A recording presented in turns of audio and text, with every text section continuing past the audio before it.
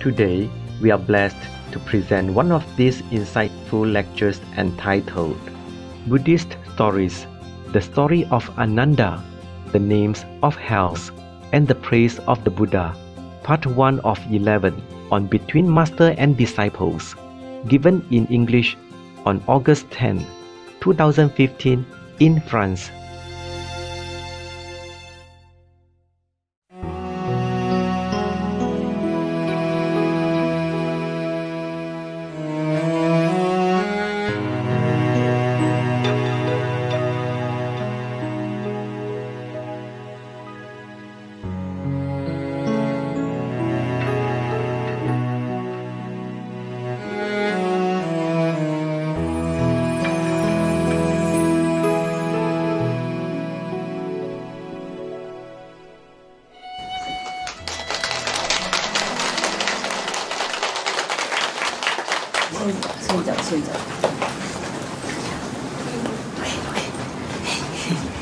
我本来准备一个房子给你们那许些老头了，结果他们都走光了，现在都你一个人而已哈。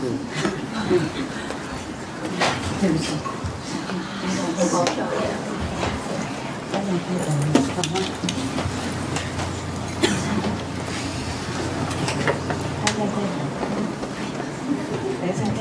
再下来。哇，一个人脚这样吗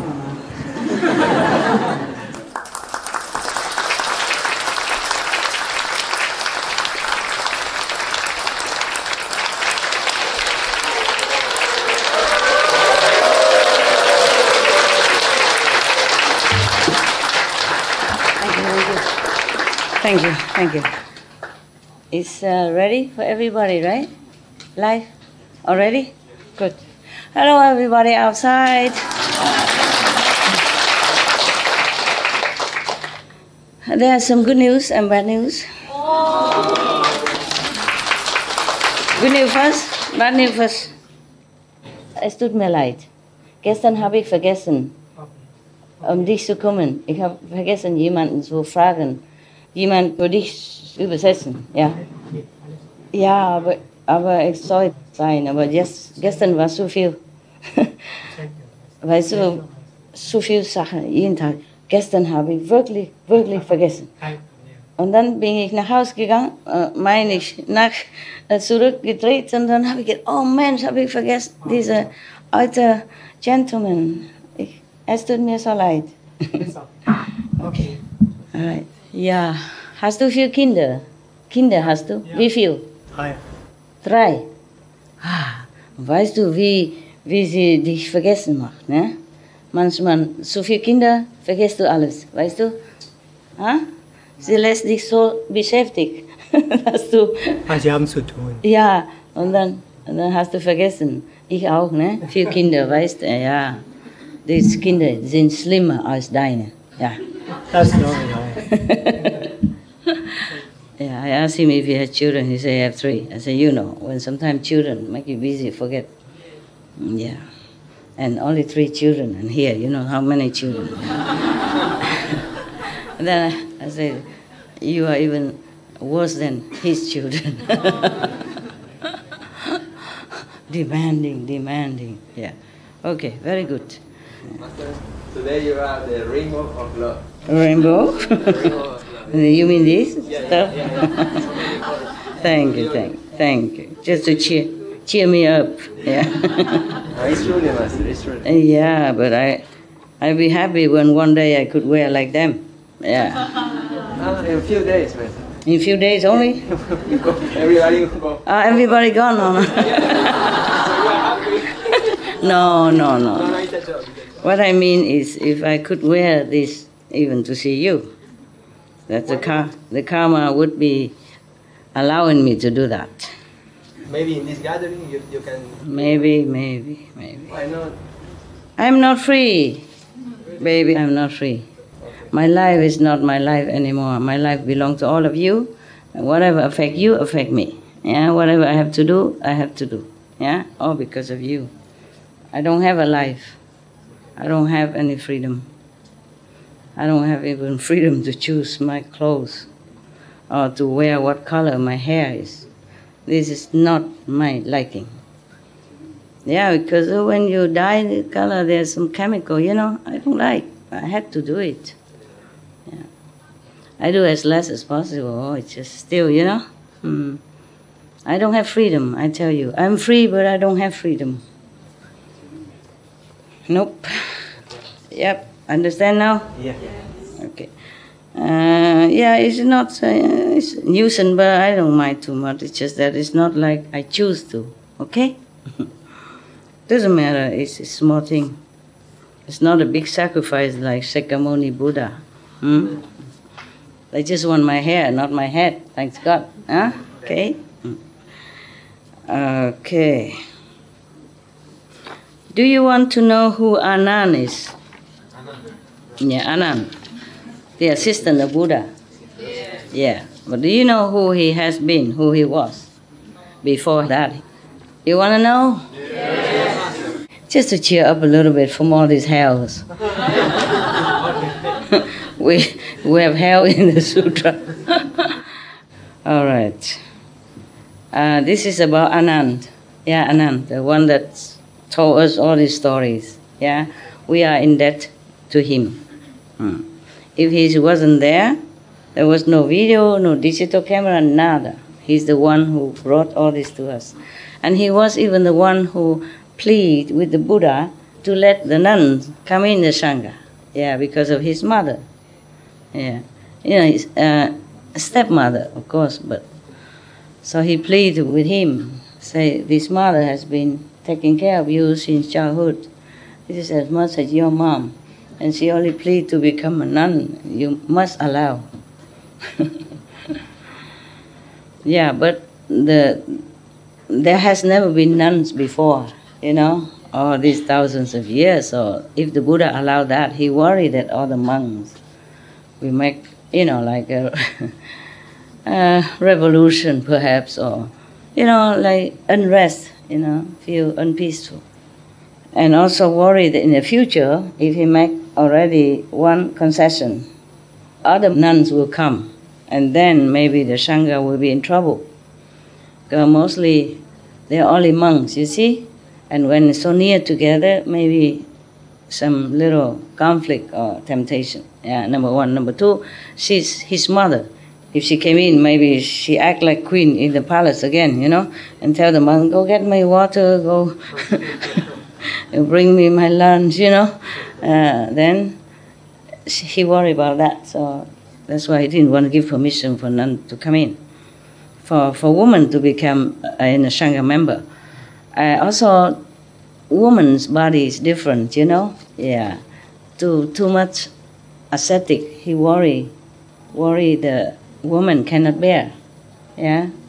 Eating only once a day, sleep in the floor, and woman body is different. Yeah. For also all the future woman who comes in, not just his mother. And the mother was a queen, in the palace. She sleep on rose bed, She bathed in perfume, yeah. And she put makeup and jewelry, very majestic person. If she became a nun, she has only 2-3 pair of clothes to cover her body. And a blanket, maybe, if have, yeah. So he doesn't think she can bear it. Therefore, he make a lot of condition, Yeah, that she has to be just like the monk, treated equally, yeah. Furthermore, she has to bow to all the elder monk existed already in the Sangha.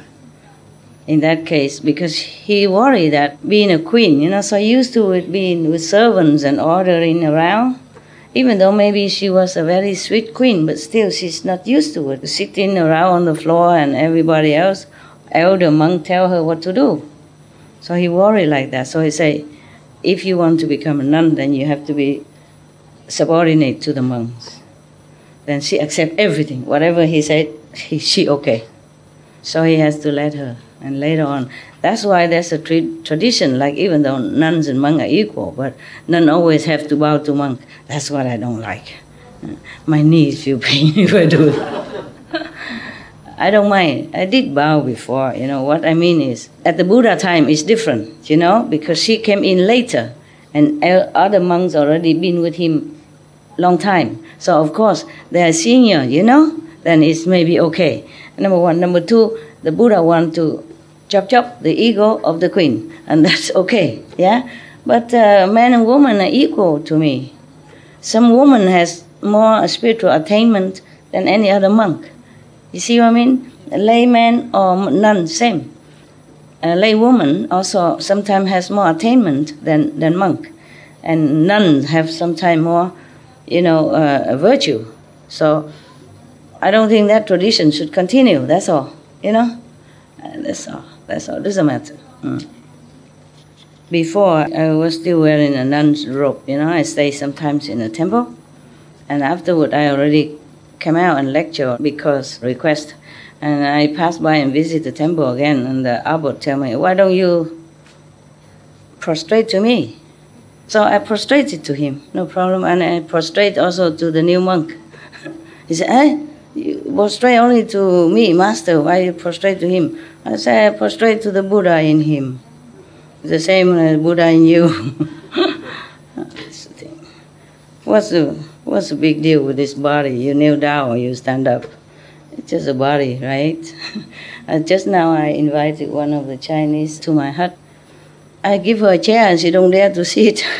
She was kind of nervous and kind of trembling a little bit.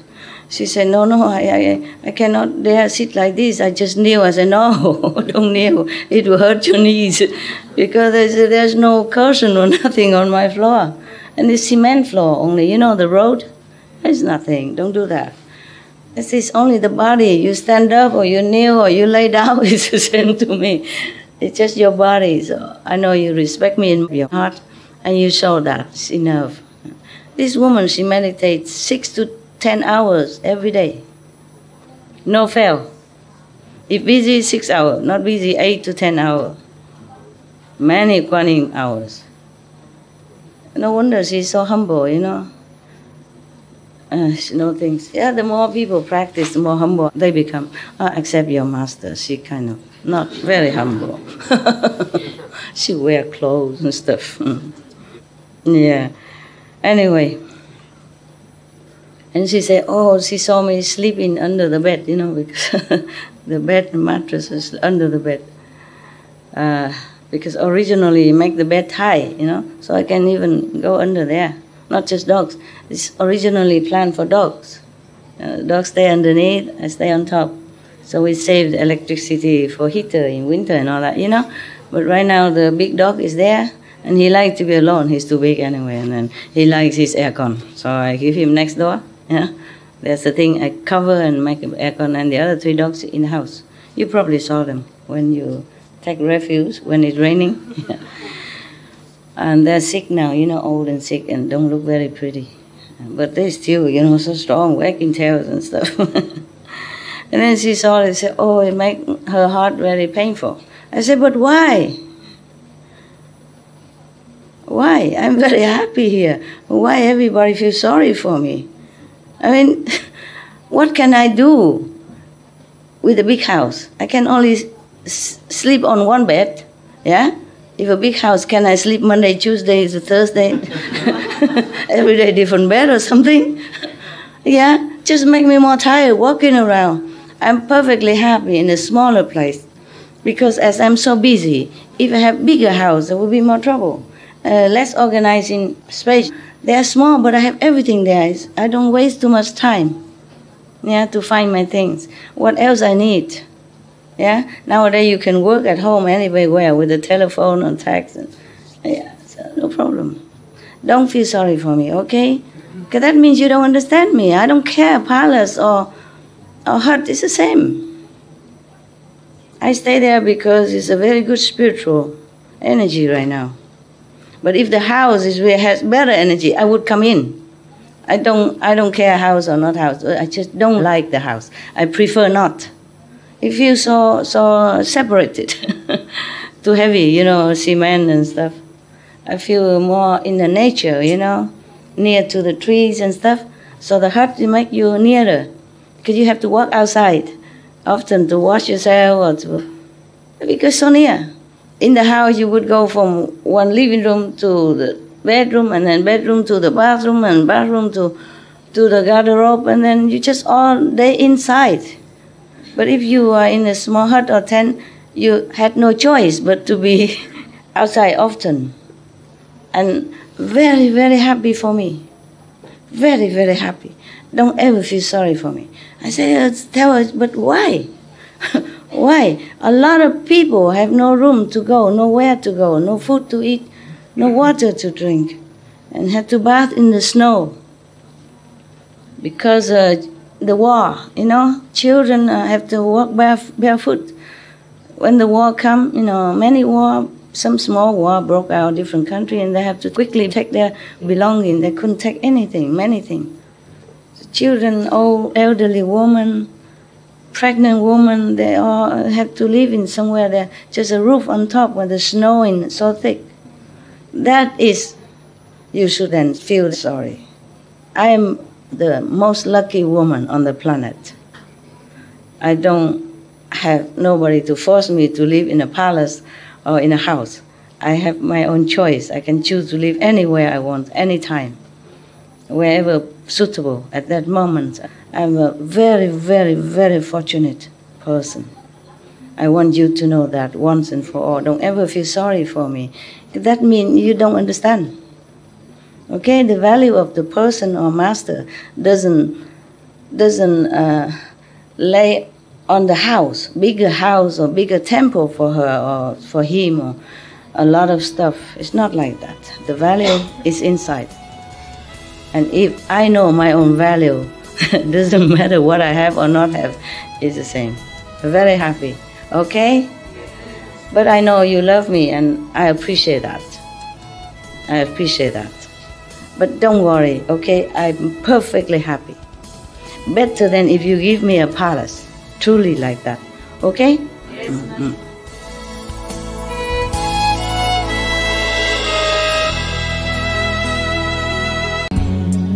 In the beginning of my mission, sometimes I rented the hotel with the presidential suite. I always complained. It's 1 kilometer from from the door all the way to the kitchen or to meet somebody, and in the middle, big room with a long, long forever table.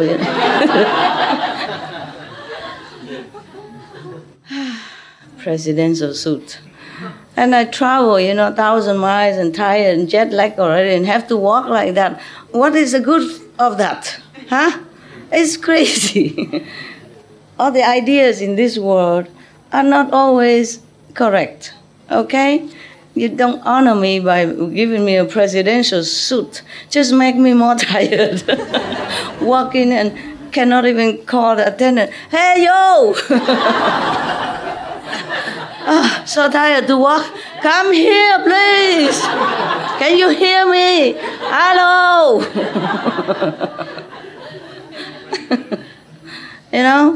So next time, if you give me presidential suit, please provide this walkie-talkie. One for me and whoever attendant, I have to give one, okay? I'm not walking all the way to ask him, please tell me where is my shoes? Where is my toothbrush? Understand? Yeah. That's why the last lecture tour, I don't let anybody go near me. I take my own suitcase. I did everything. I even drive that manual car, which I never touched in my life, and almost killed myself on the road. Lucky it's a small country, even though a highway, but it's not like American highway or European fast lane. And before, when I come to Taiwan, whenever I come back home, I just say to someone, okay, come and get me by car. And then everybody knows. And then the whole airport was streaming, filled with Taiwanese disciples, hurrah, hurrah.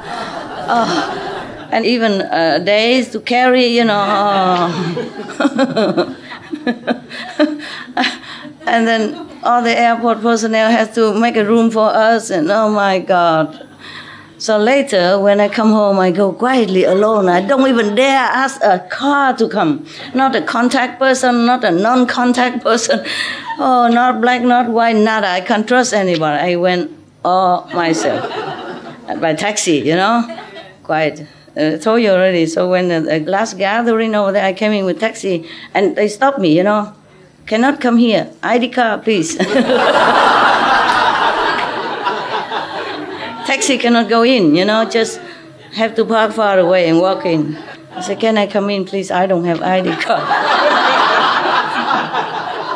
And then I suddenly hear the voice and I look, oh, Master! sorry. Sorry. Master is here, everybody come. Yes.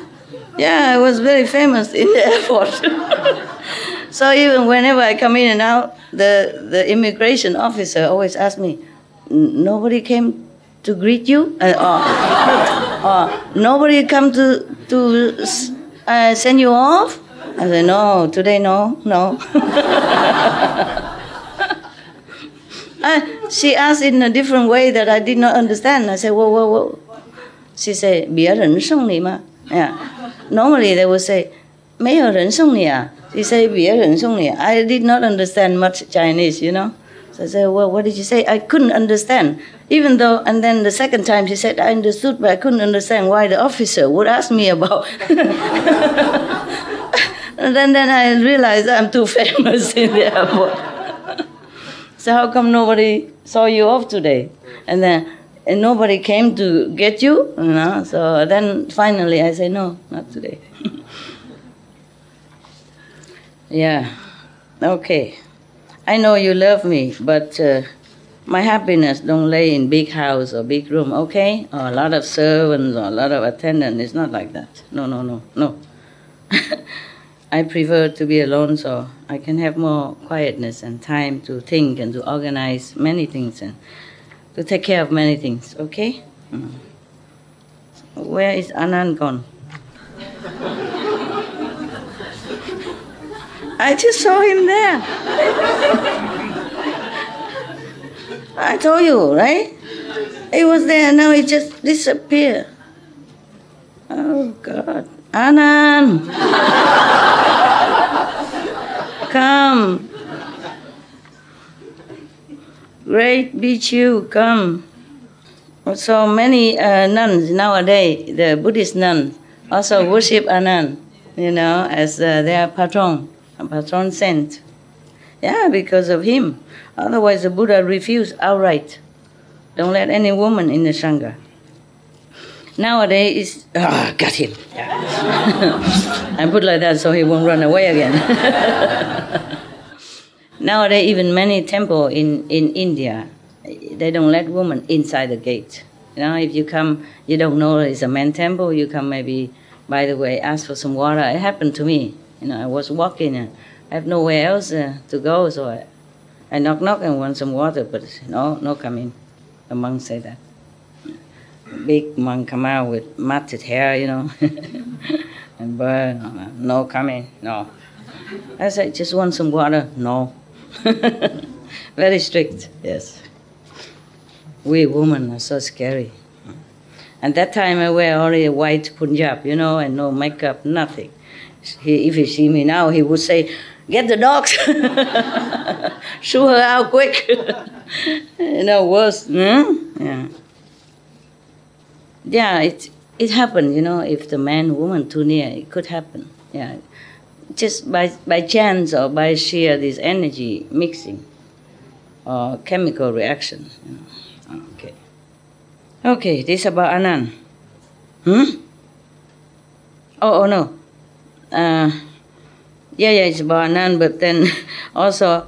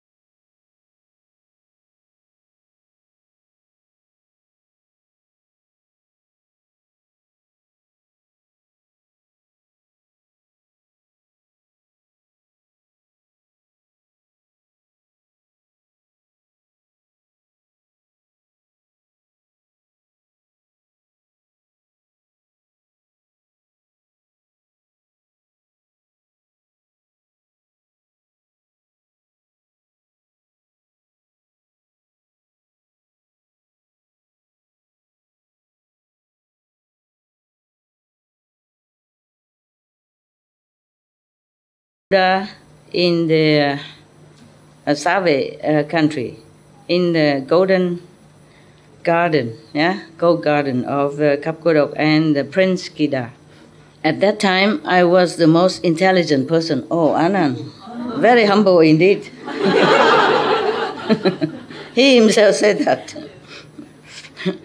At this period of time, I was the most intelligent person and have the most accurate memories. Yeah.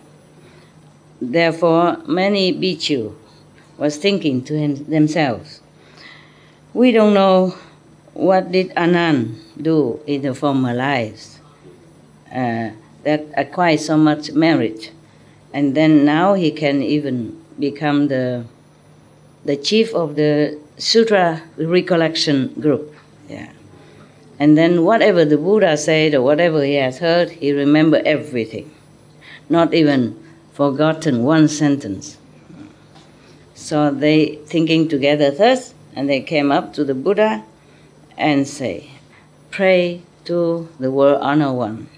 Anand Bhikkhu, in the former life, what has he done to earn so much merit that nowadays he could remember everything like this? Please tell us. So the Buddha say, excellent. I will tell you. This is long time ago. Long time ago. There was a bhikkhu who has adopted Sami. You know Sami in Sanskrit also? Okay. Meaning novice, a novice monk, a young boy who came in and learning to be a monk. Every day he make him learn the sutra by heart, very diligently, on time, and never fail. Yeah. If this Sami recite the sutra, the teaching and all that according to the time schedule, then the bhikkhu very happy. Yeah. If not, then he is upset and sometimes reprimanded him, scolded him. Okay, because of that, this small Sami was kind of nervous all the time, a little scared. He's scared because if he eats well and full, then he has not enough time to recite the sutra, because he not only eat, he must probably have to go back in and come home and prepare for the master and do all kinds for the master also, And then he saves some time for him to eat. If he eat well and good, then he has not enough time to do the schedule of reciting the sutra. Sutra means, like Bible. And if he do it diligently, then he cannot eat. Eat only once a day. If you missed it, you can't eat again. Yeah. So whenever he went out for alms, begging for food, if they have give him enough food, a lot, then he can come home earlier. Then he can do his schedule on time. Yeah.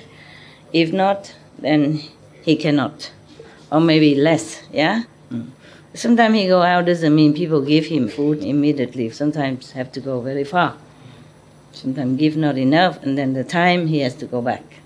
Yeah, because they don't eat after lunch, afternoon. After the noontime, they don't eat anymore, the monks and nuns. Unless when they're sick or something, and they have special food together with the medicine, is allowed. Yeah. Until they get well, then have to go back to schedule. One day he went out, and that day not many people give him food.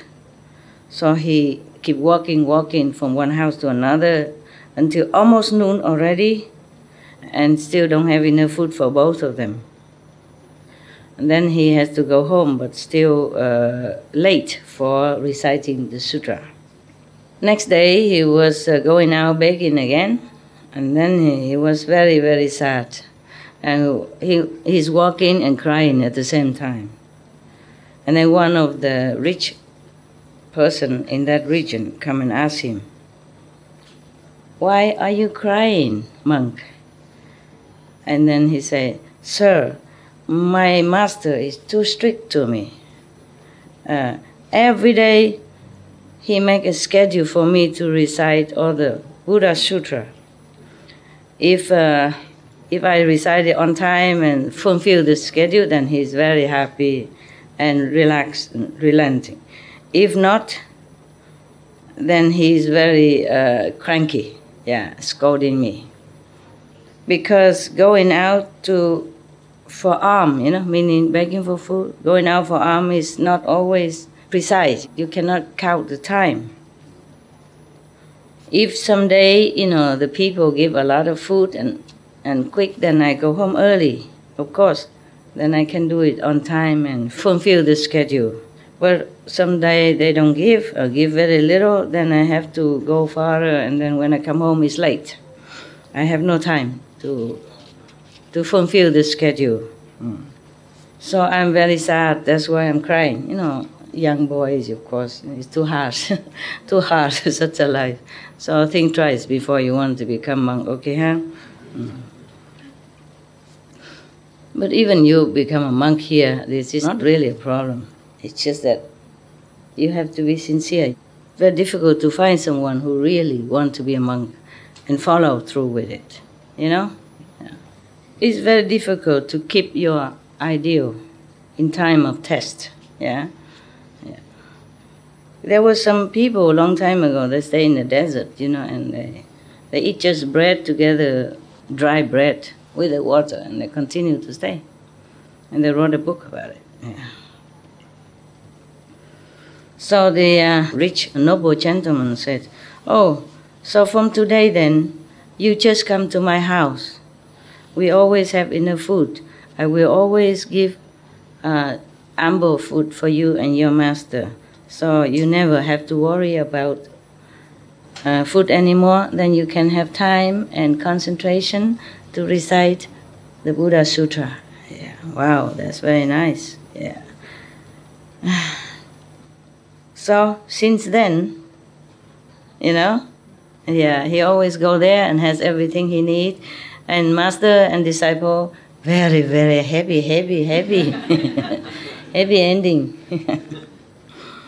And then the Buddha remind the assembly thus, "Bhikkhu, you should know, the master of the Sami at that time is the Buddha, a stable light, that's the name.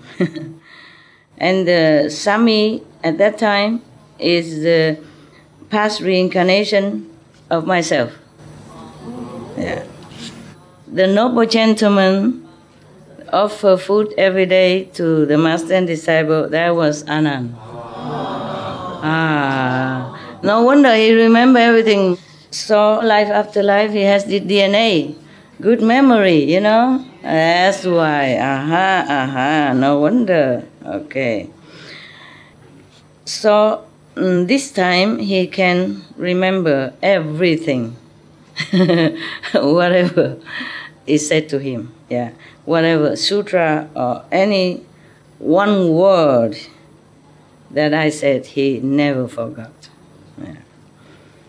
All the bhikkhu, the monks have heard that. Everyone was so glad, happy, and inspired to recite the Buddha Sutra, and also wanting to offer, they love all that. And then they withdrew. Okay, that's good. Now you know our benefactor, why he is so good like that. Okay, huh? That's a good story for a change. But still have some scolding and it's sad and just a little bit, In Chinese idiom, they say, strict master produce best disciple, excellent disciple. So maybe because the master was so strict, so Anand, life after life, have such a good memory. A good point. Recite my teaching every day. No food. Huh? No food. No food otherwise. 2 meals become 1 meal. All right, very good. Now we go back to hell. You want or not? Yes. Yeah, because there are a couple more stories in there. I haven't read it. You like hell? Yeah, it's better you know it so you don't go there. Huh? Yeah. In order to protect the people, some person have to say, oh, in that forest, there are tigers who will tear you up and will eat you, and don't ever go there. Then at least you know. Sounds scary, but if you don't describe it, you think, what the heck, I go and see what it is. You know what I mean? Yeah. If they say, just don't go there, then you don't really understand it. But if you describe it detailed, then you know and you won't go. Maybe you still want to go, then it's your problem. Where were we before? Karmic retribution. Have I read that? Yes. All of that? Yes. Okay. Yeah, okay. So the 4 heavenly kings vow to protect all beings, right? Yes. Are you sure? Yes. Oh, okay. So everything. Yeah. And then now we come to the names of hells. At that time, universal, worthy Bodhisattva, Mahasattva said to Earth Store Bodhisattva. Mind you, not every story says that I have heard, yeah? Because this is the whole story that Anand heard, yeah? So the only beginning, you see, beginning of the sutra, thus I have heard. Because this is one sutra together, so one chapter after another, we don't have to repeat the same again. But this is all from Anand, imagine. I want you to recite the whole chapter yesterday that I told you. See if you can. Yeah, just so that you know. Anand is truly incredible, awesome. Yeah, but everything has consequences, you see? I'm sorry, I keep reading so I don't see you. Ooh. Yeah. Just like many geniuses, they were born 4 or 5 years old, already can play piano or can do great things or dance as if professional. Because I've done that in former life. Okay? So there is a karma, there is a reincarnation. Or else how you explain all that? Yeah. There is reincarnation. Because my parents were not the one who taught me all this.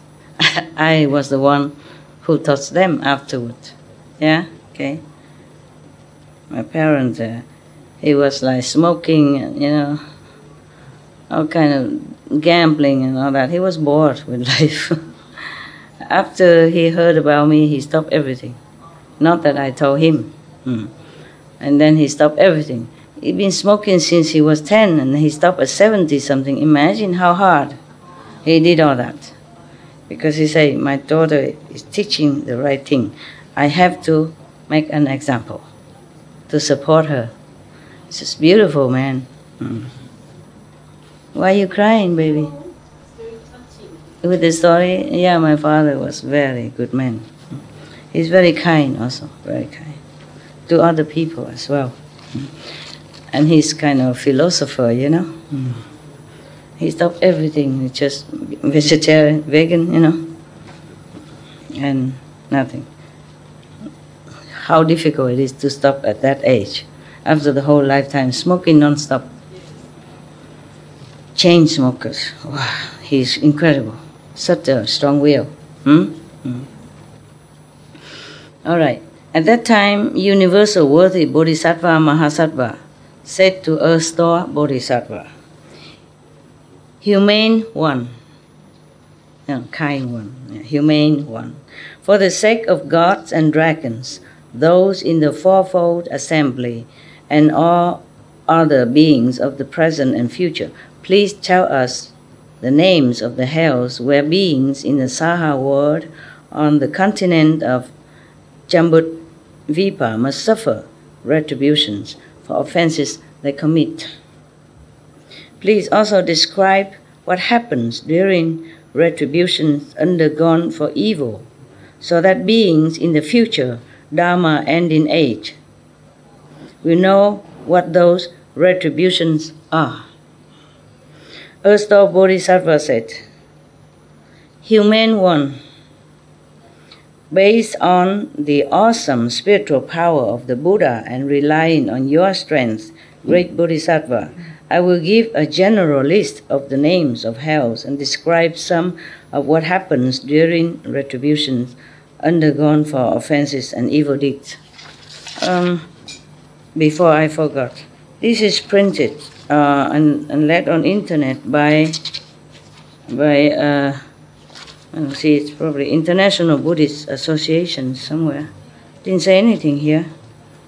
I made offering to the Buddhist Association in Los Angeles, where they trained monks and printed this book and some more books that I read to you, and some more sutra like that. So probably this is the same one. They translated from those. We have to be also grateful to them. Yeah? We thank them. This Buddhist Association, International Buddhist Association. They're doing a good job. Mm-hmm. But some of the sutra are printed by means of offering from the lay people, because they heard that printing sutra and give away for the temple, and then so for people to come and take it or making some offering for it. And it's a lot of merit. Many people print it. And this is one from internet. Bravo. Good job. We are grateful to them. Công tử vô lượng, công đức vô lượng mean infinite merit to them. If somebody can help me to find out whether it's the same association or not. If it's a different one, then tell me, so I can make another offering to them, so they can continue doing their job. And the merit I return to them too, for them. I guess I have merit enough. I don't do it for merit. I do it because it's the right thing to do, because they need it. The monks, together, they don't have much money. I don't know how many lay people offer. So we do some of our part. That's all. Okay, now he begins. Humane one. They call each other humane one. Mean a great humanity in their heart. Yeah. Humane and human quality. Humane one. In eastern Jambudvipa is a mountain range called Iron Ring. The mountain is pitch black because the light of sun and moon do not shine on it. It's on our planet. This Iron Ring mountain is on our planet. Scary, no? Huh? And this is only one planet. Other planets also have similar. I mean, some, not all planet has that. But even sun and moon do not shine on it. And sun and moon normally is no discriminating. Shine on all alike, but cannot shine on this. A great hell is located there, named Ultimately Uninterrupted. Another hell is called Great Avicii. There is also a hell called Four Horns. Another hell called Flying Knives. You can imagine. What for? Flying knives. Knives, flying. Yeah. A hell called Fiery Arrows. You can imagine what for. A hell called Squeezing Mountain. You know what's for. A hell called Piercing Spears. You also understand what for, right? The name speaks it all. A hell called Iron Carts. You also know. A hell called Iron Beds. A hell called Iron Oxen. A hell called Iron Clothing. Not to iron your clothes, but iron clothing. Probably offenders are made to wear iron clad and iron clothes, very heavy, and make them run. A hell called 1,000 Blades, and you also know what for. A hell called Iron Asses, donkeys. Huh? Iron oxen, iron donkeys. They have no soul, they have no pity, they just do what they have to do. A hell called Molten Metal, you know what for. A hell called Embracing Pillar, you know what for. The pillar is normally burning hot, and the offenders are made, forced to embrace it. He cannot free himself. A hell called Flowing Fire.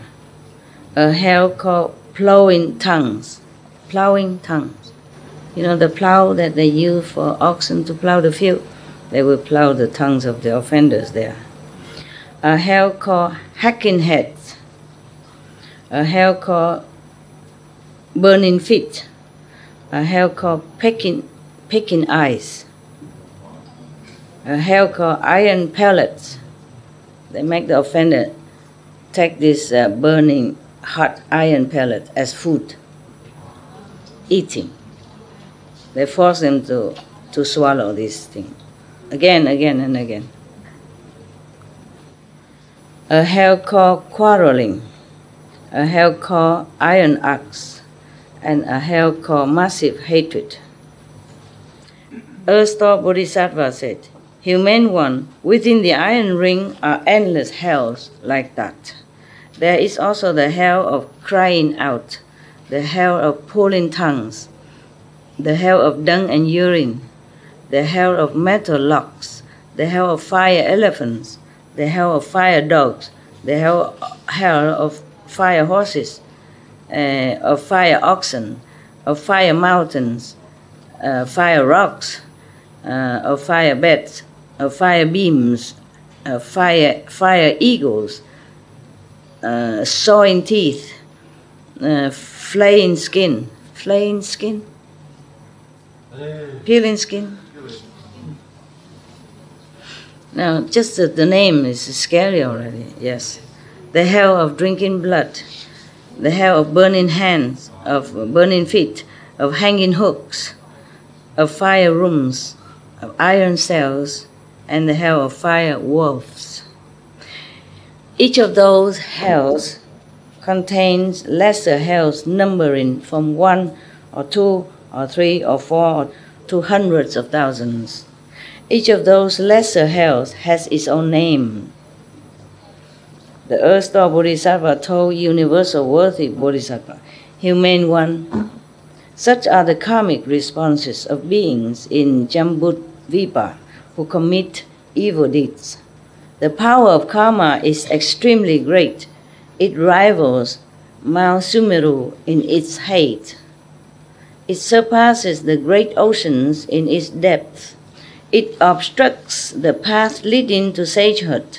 For that reason, beings should never think that minor bad deeds are unimportant or assume that they do not count as offenses. After death, there will be retributions to undergo that cover all those details. Even minor sin committed will be also accounted for. Nothing will be overlooked. Nothing escaped the judgment of hell. Fathers and sons have the closest relationship, but their roads diverge, and each must go his own way. Even if they met, neither could consent to undergo suffering in the other's place. Cannot exchange karma. Yeah. Now, based on the awesome spiritual power of the Buddha, I will describe some of the retributions for offenses that take place in the hells. Please, humane one, listen for a moment to what I'm going to say. Universal Worthy replied, "I have long known of the retributions that happen in the three evil paths. I hope in asking the humane one to describe them is that, my hope, is that when beings in the future Dharma ending age, like right now, after the Buddha died for a long time, who are doing evil deeds, hear the humane one's descriptions, they will be moved to take refuge with the Buddha." I also hope like that. That's why I read all these awful things to you. Otherwise, it's also not pleasant. I hope all that. I hope all the people who heard this will be, frightened to become more benevolent and good for the whole world, for the society, and teach their children and grandchildren to be morally correct and don't do evil deeds. Yeah? Because if nobody tell them, they don't know. Just like too many laws in one country, if nobody tell you this and that is bad, except the killing or the stealing or that, those we know are unlawful. But many other laws we don't always know. Yeah. That's why people need the lawyer, man, and come and tell them, yeah, this is okay, this is not, and then they try to help you. Earth Store Bodhisattva said, Humane one, this is what happens during retributions in the hells.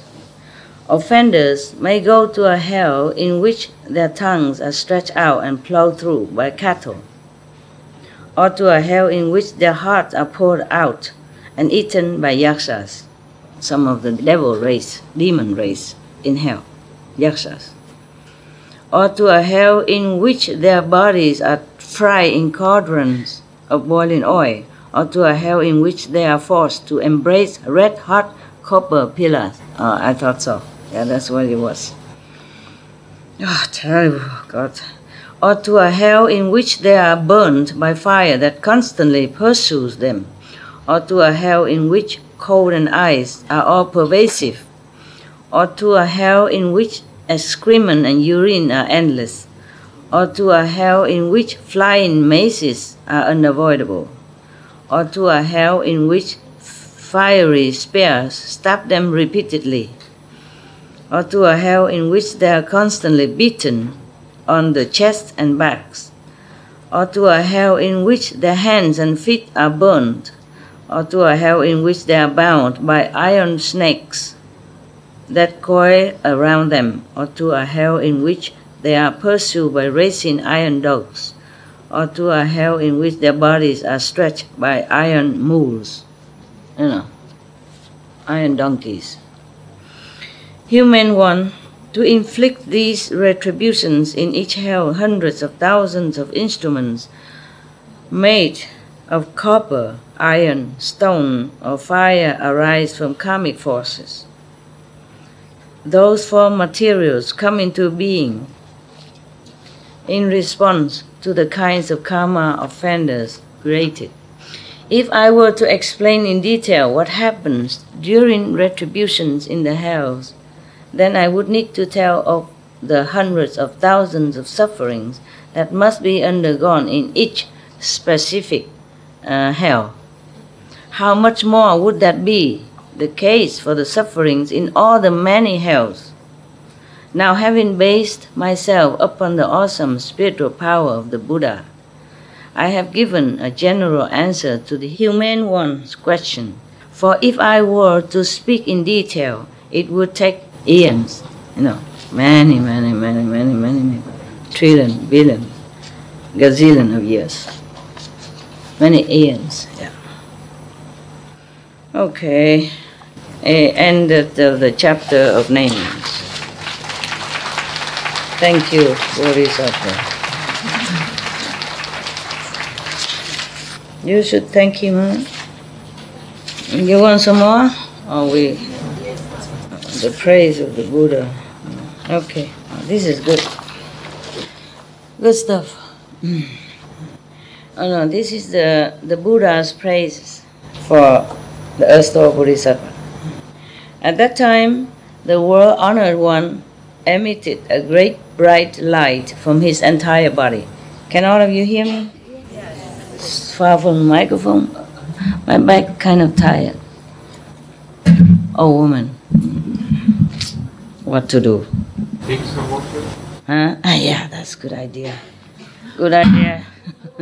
Sorry.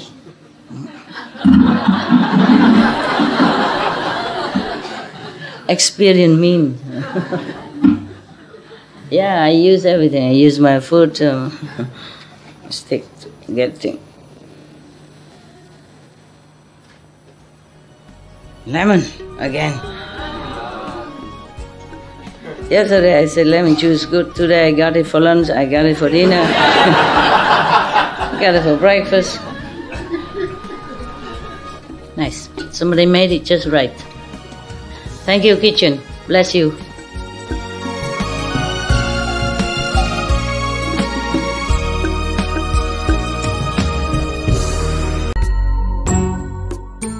If you have a lot of lemon in your garden, you can pickle the whole lemon.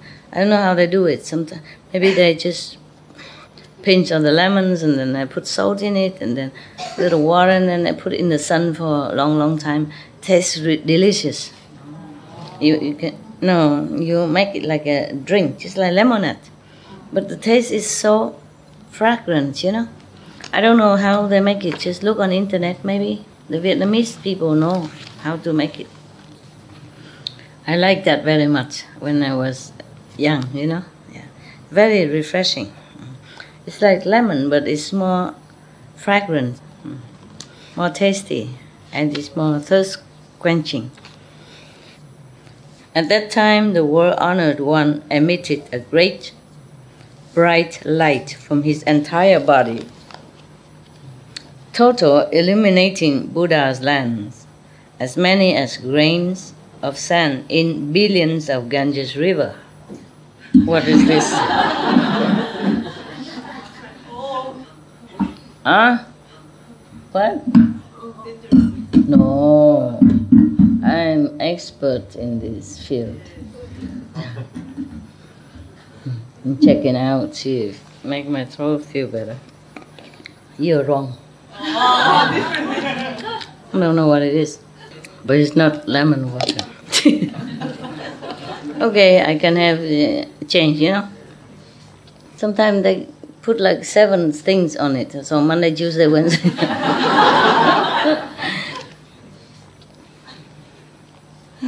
His strong voice reached to all the bodhisattvas, mahasattvas in those Buddha lands. That was from heaven, you know, easier to do this kind of thing.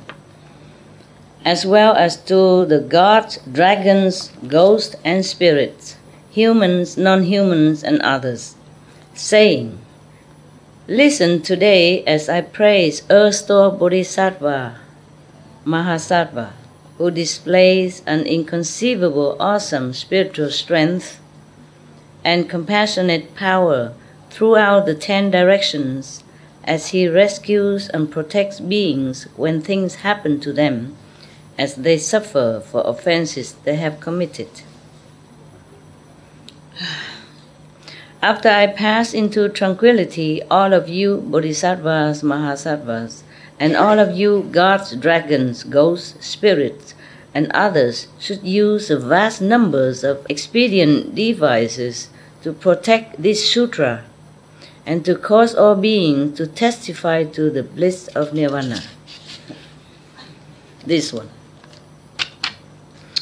Buddha wants all of the powerful, Deva, God, Bodhisattva, protect this sutra. So it must be very important. Yeah, because if everybody knows the cause and consequences and the terrible suffering they have to undergo in hell, then maybe they think twice before they do something bad. Maybe world will have more peace. After that was said, a bodhisattva named Universally Expansive arose in the assembly, placed his palms together respectfully, and said to the Buddha, "We are now about to witness the world-honored one praise Earth Bodhisattva's inconceivably great, awesome spiritual virtue.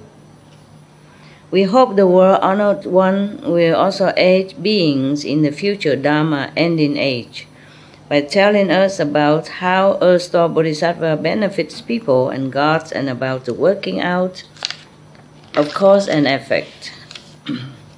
That will help the gods, dragons, and the rest of the eightfold division, along with beings of the future, to receive the Buddha's teaching respectfully." At that time, the world-honored one said to the Bodhisattva Universally Expansive, to the fourfold assembly and others, listen attentively. I will briefly describe to you how Earth Bodhisattva's virtuous deeds keep benefiting people and the gods." Universally Expansive reply, "Excellent world-honored one, we are happy to listen." The Buddha told the Bodhisattva Universally Expansive, Thus, if in the future good man or good woman who, upon hearing erstwhile Bodhisattva Mahasattva's name, place their palms together, do it respectfully. Praise him, bow to him, or gaze in worship, gaze his statue, they will overcome 30 aeons worth of offenses. 30 aeons. Understand? Erased. Whatever you have done, bad deed, in 30 aeons, it will be erased. Yeah, they will overcome 30 aeons worth of offenses. Incredible. Thank you to you, Bodhisattva, erstwhile, Kristikapa, right? Universally expansive. If good man or good woman gaze upon and bow but once to painted or drawn images of the Bodhisattva, or ones made of clay or stone or lacquer or gold or silver or bronze, they will be reborn 100 times in the heaven of the 33 and will eternally avoid falling into the evil realms. If their blessings in the heavens come to an end and they are born in the human realm, they will become national leaders who suffer no loss of benefits. Even just to bow to his status or recite his name in respect. This is a great being, huh? Incredible. Thank you to you. Thank you, thank you. There may be women who dislike having female bodies. Why? There's such a woman? You dislike female body? No, it's good. It's just troublesome sometimes, but it's better than shaving every day. Painful, you know? Cologne, skin, rash, all kind of. But there are some women who also shave every day, huh? Yeah, I saw it advertised on TV, and I saw, all kind of blades and, of shaving apparatus. This one is better than the others. Guarantee, 3 weeks don't have to shave again. Or some wax or something. Out! I thought, my God, poor woman, why does she grow so much hair like that? Everywhere, Out here, out there, out everywhere. And I was thinking to myself, that's another blessing that I should count on my fingers, Because I don't have to do that. It seems so strange to me that some women have to shave every day. I wonder, how can women have to shave? I never know that. I don't know that in my family. But after I saw on TV, I thought, there are such women. Some women even have mustache and beard and also so have to shave. No? Yeah? Yes. And there's one who has a long beard and she's famous now. Conchita. Yeah, very famous. Bless her, so cute. And she talked very gently. I saw sometime on TV this Euro contest. Very good. Okay. Yeah, very good that the world people amuse themselves with such, harmless contest. Beautiful. Why do I talk like that? For what? Cheer up a little bit, all this health make me kind of heavy. But it's serious, huh? Watch your tongue, huh? Watch your mind, your speech, and your actions, truly, okay? Yes, so that the world will benefit from your pure energy, not just yourself, and make a good example for others. Then people will be curious, be attracted to your energy and come around and ask you. And then you have a chance to tell them to behave in such a way so that to avoid suffering in the future and in hell. That is your mission, to be good. It's a mission, it's a job, okay? It's an obligation, it's a duty. We owe that to the world, okay? Thank you. The Buddha told the Bodhisattva universally expansive. This is a translation from Sanskrit name. Every name has some, Lucky is a short, no? If in the future, another one. Oh, sorry. Okay, they become leader. Okay, in the future there will be women who dislike having female bodies. Suppose they wholeheartedly made offering to the images of earth or bodhisattva that are paintings or made of clay or stone or lacquer or brass or iron or other materials. If they continually make such offerings day after day without fail, using flowers, incense, food, drink, clothing, the Buddha statue need clothes, color silk, banners, money, jewels, and the other items as offering. Just symbol, the Buddha don't need, just symbolic of respect and sincerity. When those good women finish their current female retribution, then throughout hundreds of thousands of aeons, they will never again be born in worlds where there are women. So just stay with men altogether, how boring. Much less to be one.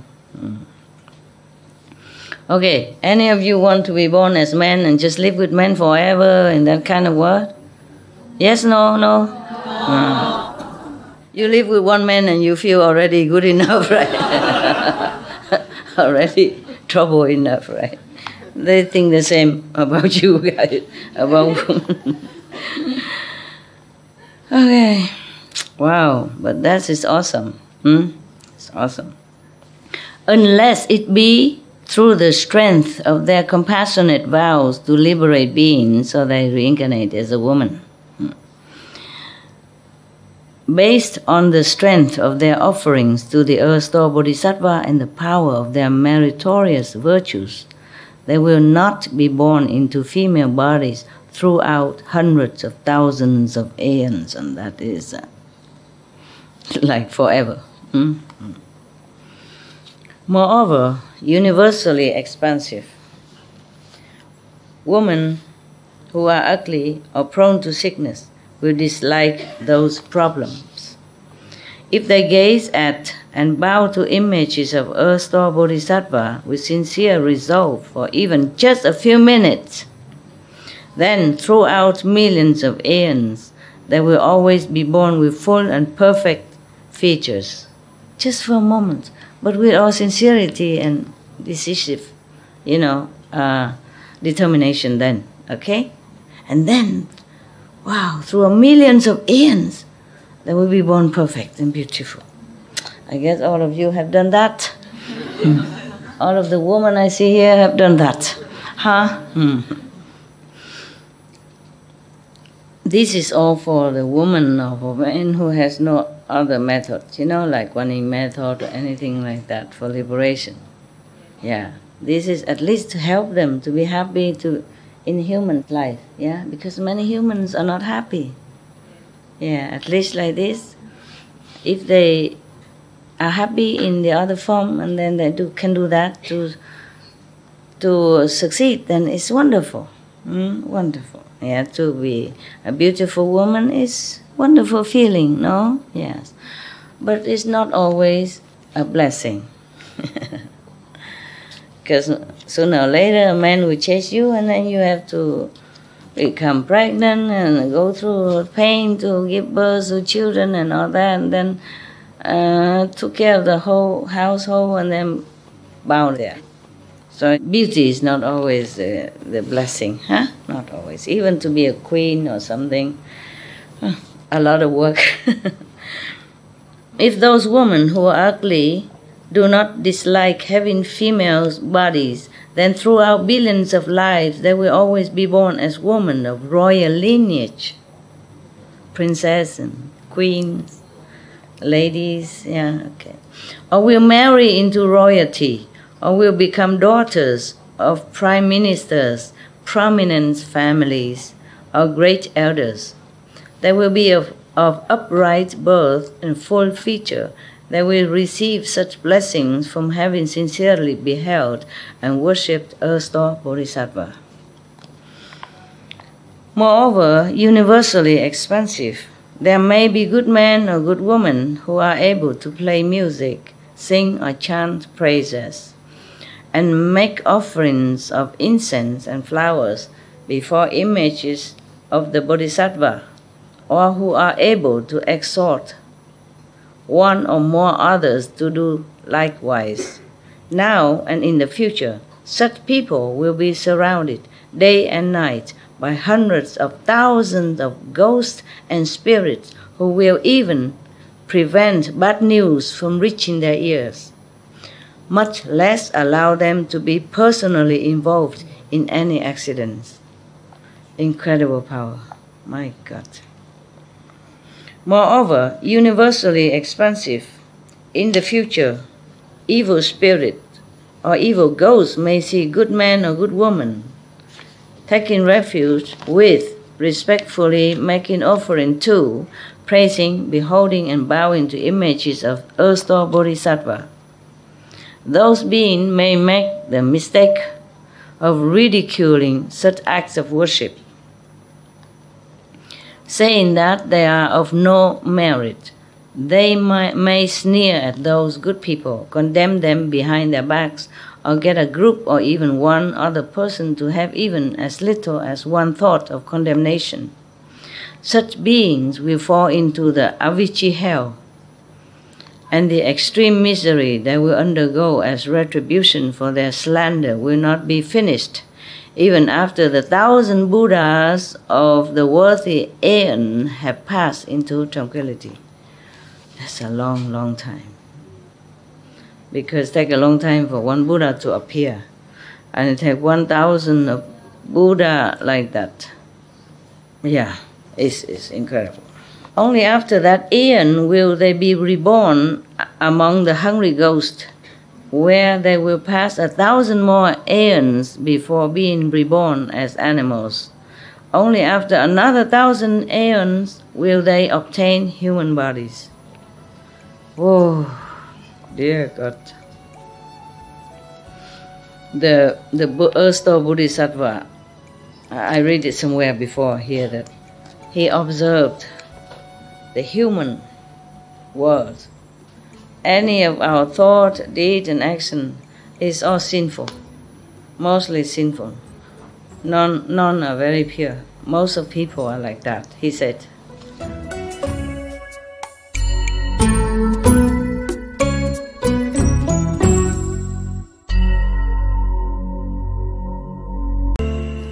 Yeah, they will obtain human bodies, but they will be poor and lowly with incomplete faculties, and their evil karma will cause them to suffer mental afflictions. Before long, they will fall into the evil path again. Universally expansive Bodhisattva, such are the retributions that will be undergone by those who ridicule and slander others' acts of worship. How much worse will the retributions be if they have other evil views besides their slandering? Moreover, universally expansive, in the future, man or woman may long be bedridden, and in spite of their wishes be unable to either to get well or to die. At night, they may dream of evil ghosts, or family and relatives, deceased, or of wandering on dangerous paths. In numerous nightmares, they may roam with ghosts and spirits. As days, months, and years go by, such people may weaken and waste away, cry out in pain in their sleep, and become progressively depressed and melancholy.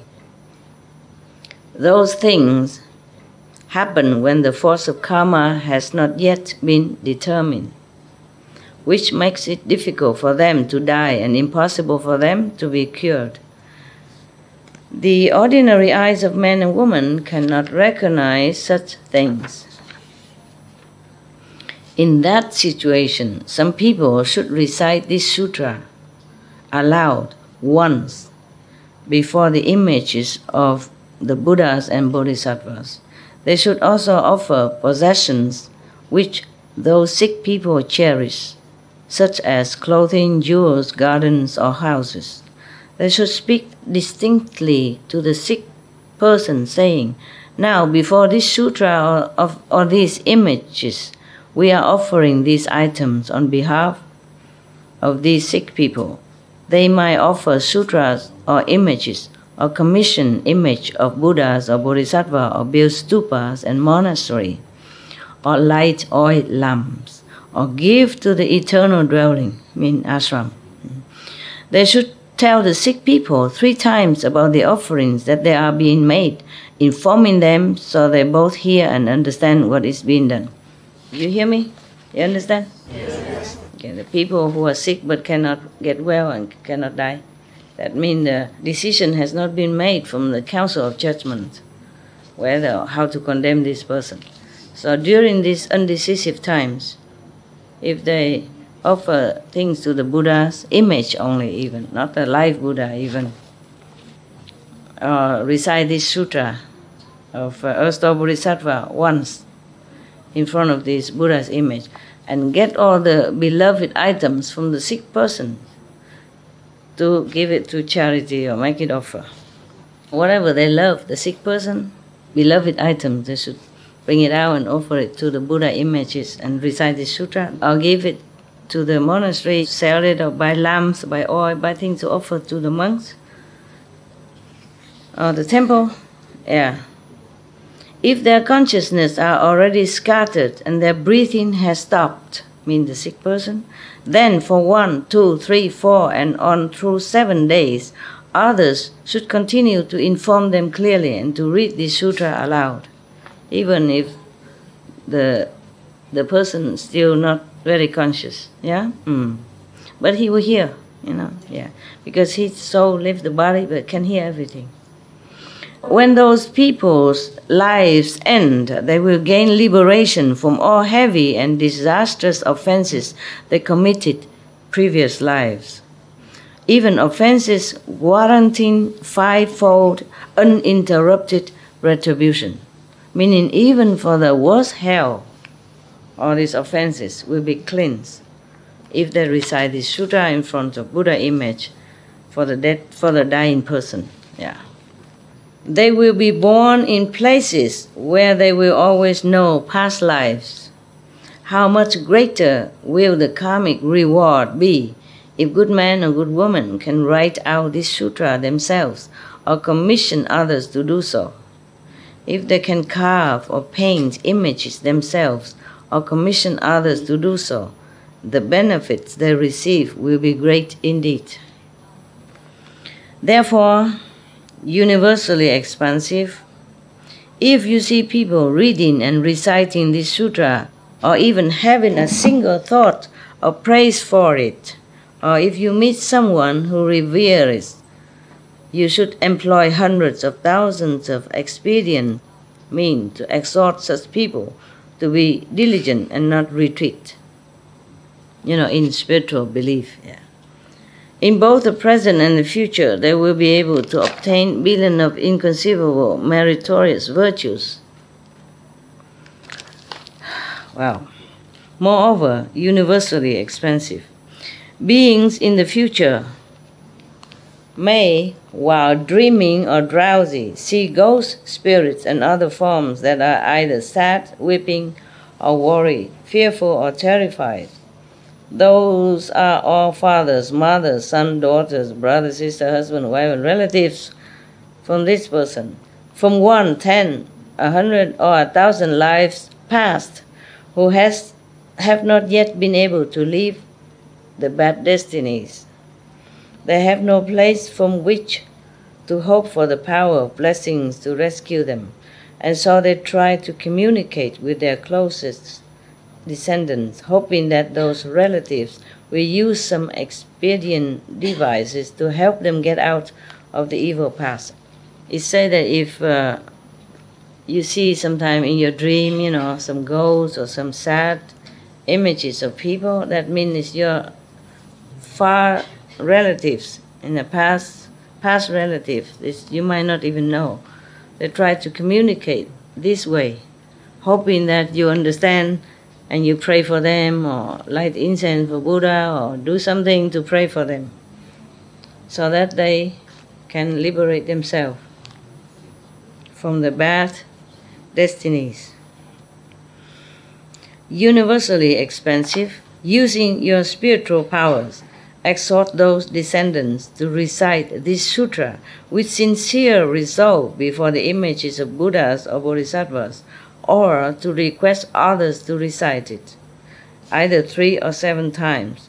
When the sutra has been read aloud the proper number of times, relatives in the evil path will obtain liberation and never again be seen by those who are dreaming or drowsy.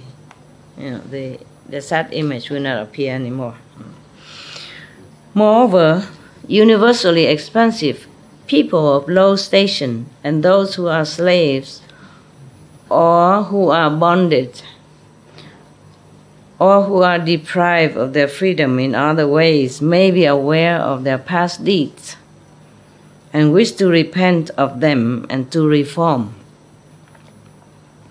If while beholding and bowing to Earth-Star Bodhisattva's image with sincere resolve, for 7 days they are able to recite his name a full 10,000 times, then when their current retribution ends, those people will always be born into wealth and honor for thousands of lives.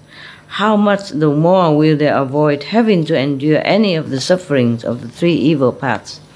But have to recite with sincerity, not just say, okay, then it's better put the record player on.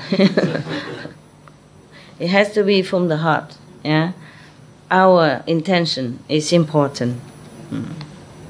Moreover, in the future, in Jambudvipa, when the wives of Kshatriyas, Brahmins, elders, Upasakas, and those of other names and clans are about to give birth to sons or daughters. This is the one I remember in Taiwan. Okay, that's fast. Newborn sons or daughters, the family members should recite this inconceivable sutra and recite the Bodhisattva's name a full 10,000 times during the 7 days before the birth of their children. If those infants, whether male or female, were destined to undergo a terrible retribution for things done in past lives, they will be liberated from those retributions. They will be peaceful, happy, easily raised, and will have long lives. If those children were due to receive blessings, then their peace and happiness will be increased, and as will their lifespans. Live longer life, Moreover, universally expansive, on the 1st, 8th, 14th, 15th, 18th, 23rd, 24th, 28th, 29th, and 30th days of the lunar month, the offenses of beings are tabulated and their gravity assessed. Every single movement or steering of thought on the part of beings of Jambudvipa creates karma and offenses. Everything. Everything we think we do or not do is all very unfavorable to us because it's mostly negative. That's what he meant. How much more is that the case when they blatantly indulge in killing, stealing, sexual misconduct, false speech, and hundreds of thousands of other kinds of obvious offenses. Meaning ordinary, before doing even all these great offenses, every thought, every action, every movement of human beings often negative and create bad karma already, not to talk about doing all this as well. If they are able to recite this sutra once on those 10 vegetarian days, before the images of Buddha, because this is for ordinary people who can only become vegetarian in 10 days. Convenient method. So if they recite this as well, it helps them. Before the image of Buddhas, Bodhisattva, or worthy one and sages, then there will be no disasters, for within a radius of 100 yojanas, I mean all around them is a protected field. They'll be safe wherever they go. The relatives of those who recite, both old and young, now and in the future, will be apart from the evil paths, meaning they never have to walk the evil paths again. Yeah. Throughout hundreds of thousands of years. If they can recite this sutra once on each of these 10 vegetarian days, then there will be no accidents or illnesses in the family, and there will be food and clothing in abundance. Now you know why the monks and nuns, they recite sutra every day. A different one, huh? Not just this one. You see every temple, or every festival, or if you see the Dalai Lama with his monk, they always recite one plate after another, you know. They still use this old-fashioned printing, one page at a time. Single pages, they read and then they fold it, read and fold it, and then they put in cloth to protect it. Very thin paper.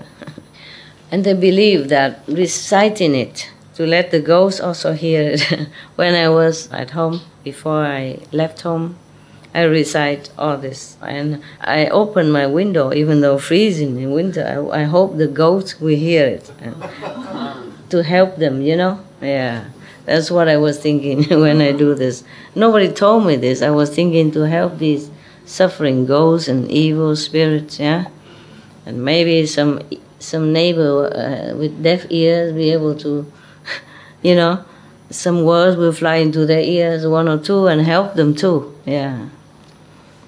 My neighbors were so good, because I recited loud, an open window. And I do this wooden fish, clock, clock, clock, clock, clock, but they don't say nothing. Maybe fall asleep, you know, with the rhythm, you know. Okay, you recite, you have to say, Namo la ta na do la ye ye namo la ye, you know, with the rhythm, and it is too basic and always the same. Probably they fall asleep, that's why they don't complain. They didn't complain at all. But now and then I put a gong, bong, you know, that's probably the way to go. What is that, you know? So I heard some door open and close, and then I namo la ta na do la ye again, then I probably sleep again. Moreover, there will be no accident or illnesses in the family if they recite, you know, every day for these 10 vegetarian days. Yeah. And there will be a lot of food and clothing, richness, you know. So easy to be rich and sufficient. Why don't people do it? I mean, they don't have to follow me, they just recite this sutra. It's a long one. Every day they have to recite one sutra like this for 10 days. Then they have no illness and no short of food and clothing. Universally expansive, you should know of the beneficial deeds done by Earth-Store Bodhisattva as he makes use of his indescribably many billions of great, awesome spiritual powers. The beings of Jambudvipa have strong affinities with this Buddha. If they hear the Bodhisattva's name, see the Bodhisattva image, or hear but a few words even, a verse or a sentence of this sutra, so I was right. Open window, let the ghost hear, the neighbor just hear a little bit. It's not bad, it helps, yeah.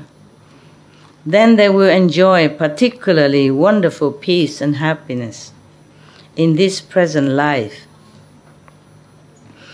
Through hundreds of thousands of 10,000 of future lives, they will always be handsome or beautiful, and they will be born into honorable and wealthy families.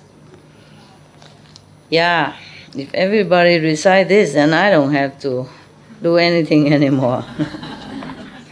We print it and give it to all the house.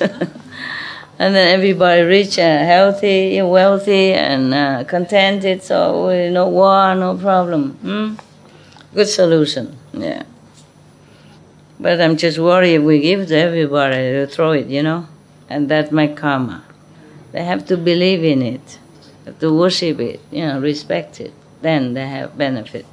Because this sutra is not only the merit of the Earth-Star Bodhisattva, there's also this embodied, blessed by the words of Sakyamuni Buddha as well. You see, double blessing. Yeah.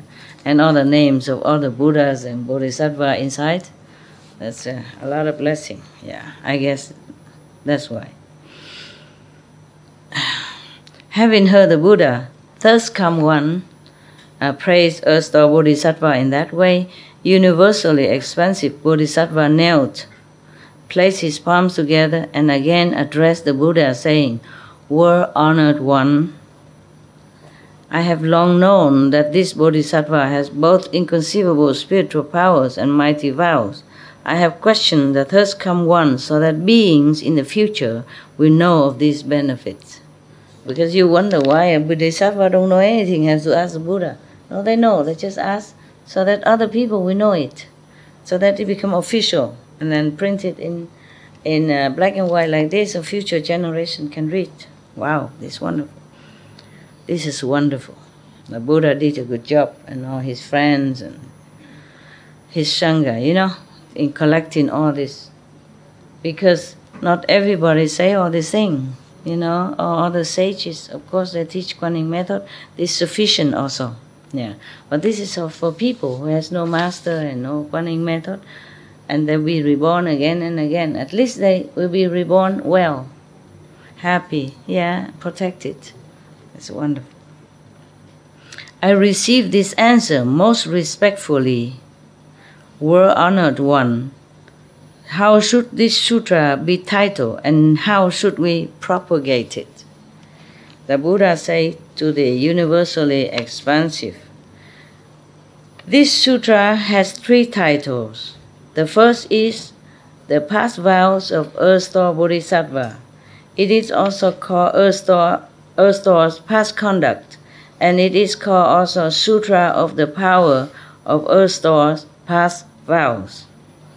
Because this Bodhisattva repeatedly makes such great and mighty vows throughout long aeons to benefit beings, you should all propagate this sutra in accord with his vows.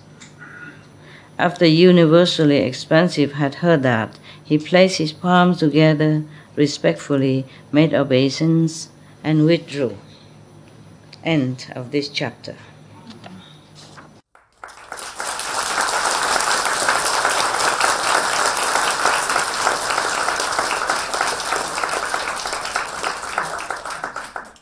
Man, we're lucky, have Kuan method, become sound hearers, and also hear all this sutra. Wonderful beings in the universe who's working so hard to save us, to save all beings. We're really lucky. I thank you, Sakyamuni, Earth-Star Bodhisattva, and all the Bodhisattva and the Buddha. Thank you so much. Thank you.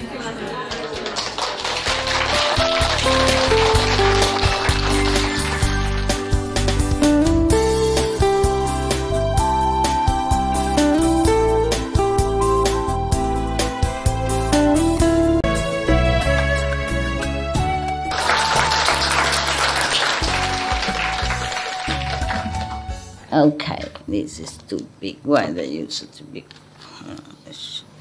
Okay, they use just syrup paper, so it's a very, very big one. Okay, any question? Yeah. Oh God, so quick. Waiting so long, huh? What is it? What is so important? Pastor, I have a question about the last story that you read. Yes. About the retribution of the hells. Yeah. I don't understand why the judgment is so severe and so long. Yeah. I know that, you know, a mistake was made, but it was a bad mistake. It was a mistake in one lifetime. Why such a long and severe judgment? It doesn't seem like the karma that we have to face in this lifetime, like an eye for an eye or a life for a life. It doesn't seem fair. Why? Not fair. That's what I said. That's why the master come down and fish you up quicker. Don't talk to these people. Don't talk to these hell people, because they're not fair. Just not fair. This world is full of unfairness. That's why you should get out. And then we talk in a better place where we can talk, you know, in all fairness. Yeah? And no judgment. No unfair judgment. It's truly unfair. This is the world like that. It's a terrible world. Half hell world. Because this is the domain of unfairness, of suffering. And if you go in here, that's what you get. Okay? Just like if you go in the water, you say, what? I only jump in for 2 seconds and I'm all wet just like I'm there for a year. It's not fair. Okay? But if you go in the water, even just 1 second, you get all wet. It's like that. You stay there another day, you also get the same wetness. Yeah? You're also in the water. It's like that. It's not fair. That's why all the Master, the Buddha, encourage people to get out, liberate, aim for liberation. Don't aim for the marriage in heaven. Don't aim for marriage on earth. Don't wish to be king or god or, you know, devas, nothing. Just aim for Bodhi, enlightenment, Buddhahood at the end. See? This is a world like that. Thank you, Master. You're welcome. German. Yes.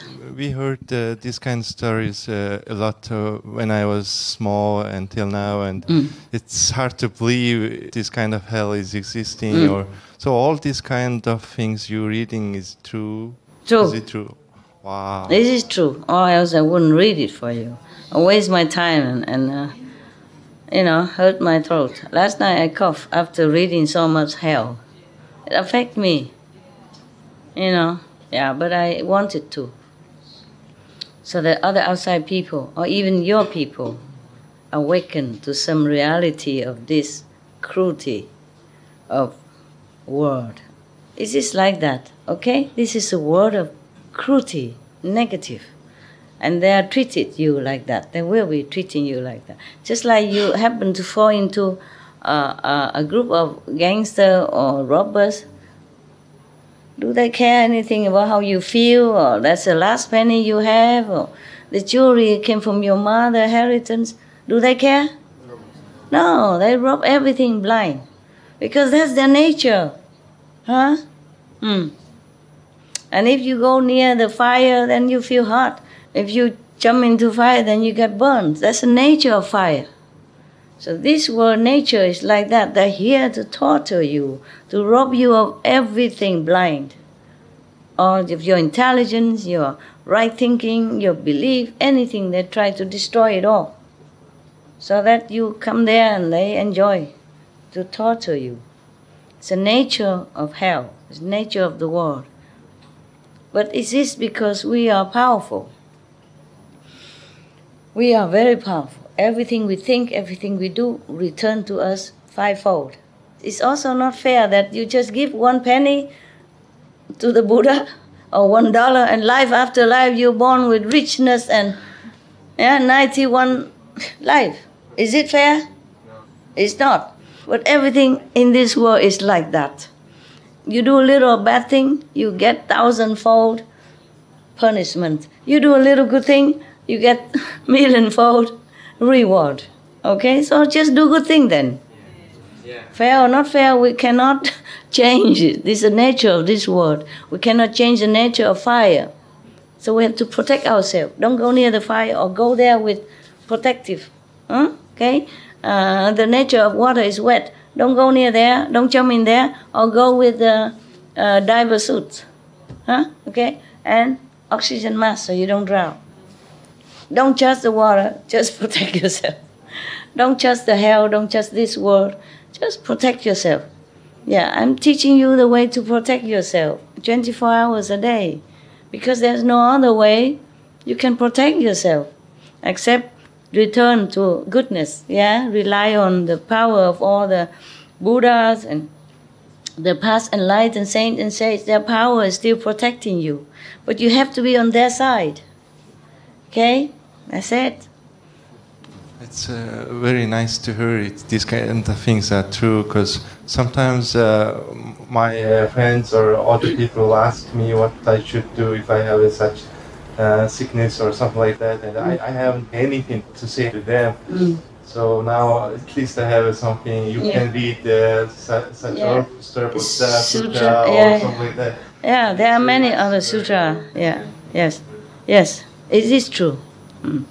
It's true for ordinary people who has nowhere to take refuge. Buddha is not here. They don't find any master. They don't know any other things.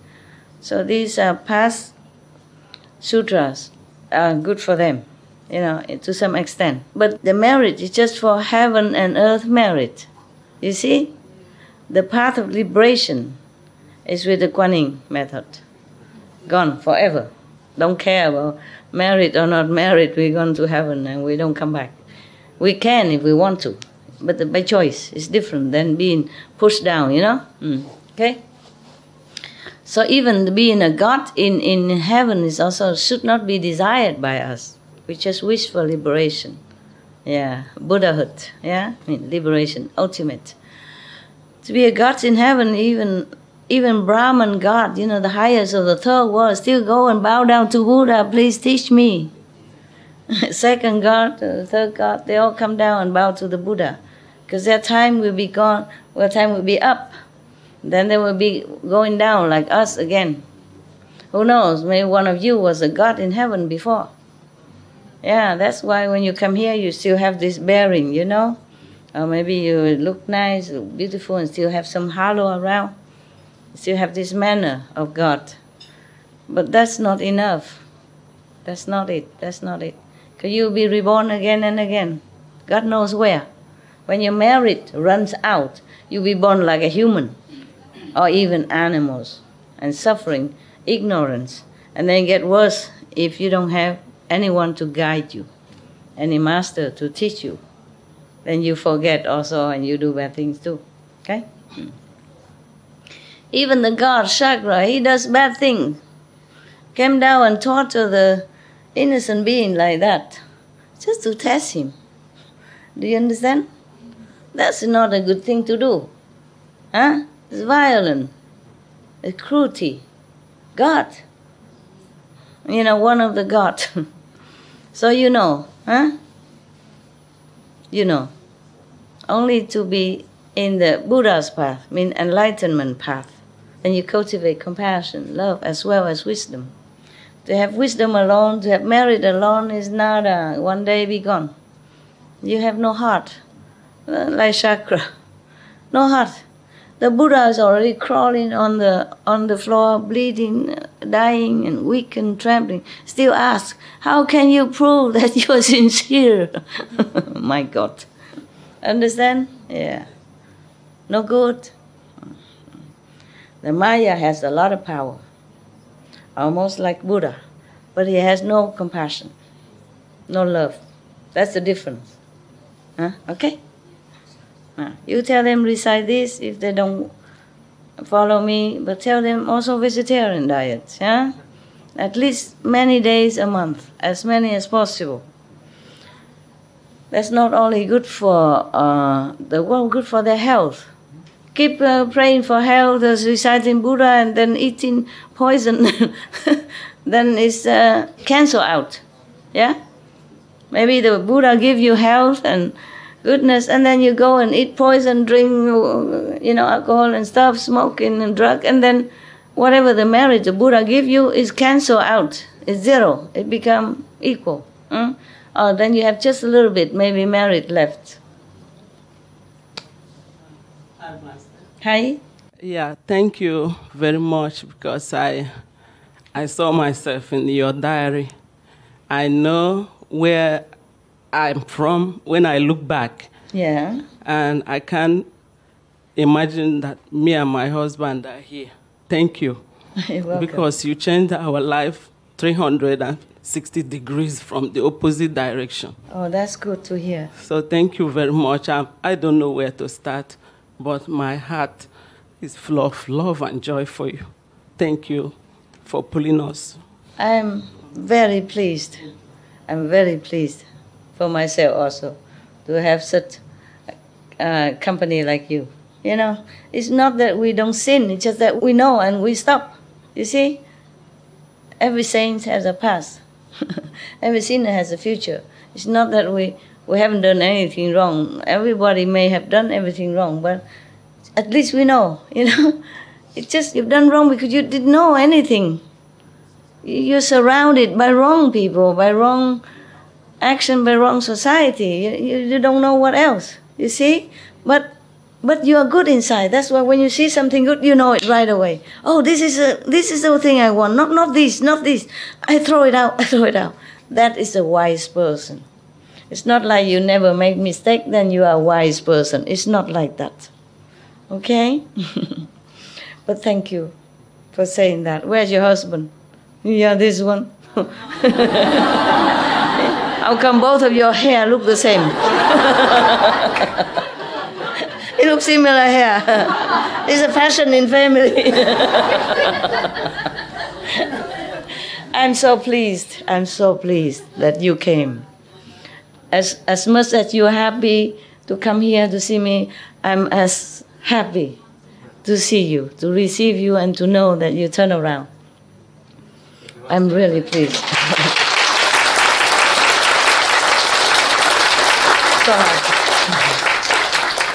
That's a reward for me. Yeah, it's truly, that makes me happy. Thank you anyway. Thank you also. Okay? Thank you. You don't just thank me, I thank you for coming. Yeah, for turning, for knowing where you want to go. Because in this world it's so confusing, you know, nobody teach no one anything. Mostly just negative influence. Yeah? If you're surrounded by smokers all the time, day in, day out, one day you also try one, you know, just pressure, you know. I said, just try one, it won't die. My God, don't be coward, try one. And then you try one, and then you try two, and another one, give you another three, and then you're hooked in cigarette, even though you never intended to smoke to begin with, yeah? Anything. These societies is just contaminating in disguise. Difficult to swim out of it. Difficult, very difficult. So anyone say that they have done wrong in the past, I never condemn them. I know what makes them like that. It's the influence around, yeah? Like even you have children, at home you teach them very well. But outside there, the whole school, you know? Children are badly influenced by chance you tell them to smoke, to drink, because it's cool, it's grown up and all that. And then, so even though you try to bring your children in the right path, it's very difficult even to control them, you see? It's like that with all of us. Don't worry. You're beautiful and you're good. You're welcome. You're home. I'm so pleased. So pleased to see the two chocolate. Special for you. Very special, very special. I like your hair. I like your hair. It's a little shorter than look exactly like that. I love you, don't worry. I love you so much.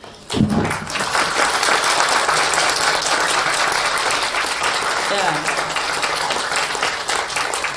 Something like this is like a reward for me. Any other question?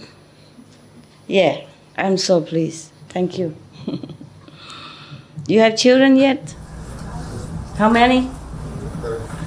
Three, one? Two of them are finished and one is finished. Okay. Wow. And you say what? You have goodness in you. That's why you recognize good things. Don't blame yourself, forget the past. You have no more past. All gone, erased. Yeah. At the time of initiation, whatever you done wrong in the past is burnt. But whatever you are destined to undergo in this lifetime, you have to bear it. Okay? Master, you are doing a very great thing for us. My family, you are doing very phenomenal things for us. For giving us the opportunity to come here. In fact, it's something that I don't know how to express it. We love you so much. My children, they told us, when you people go, tell Master that we love her. So I'm conveying the message from my children to you. Tell them also. I love you. I would love them very much. One day we will have a better place, longer place, bigger. Somehow, someday, I'm dreaming. And then the children can also come running, and have room to stay. Even 10 to sleep in, and to be around. But they don't have to meditate a lot. Just to be around and to see me, and that I can hug them sometimes.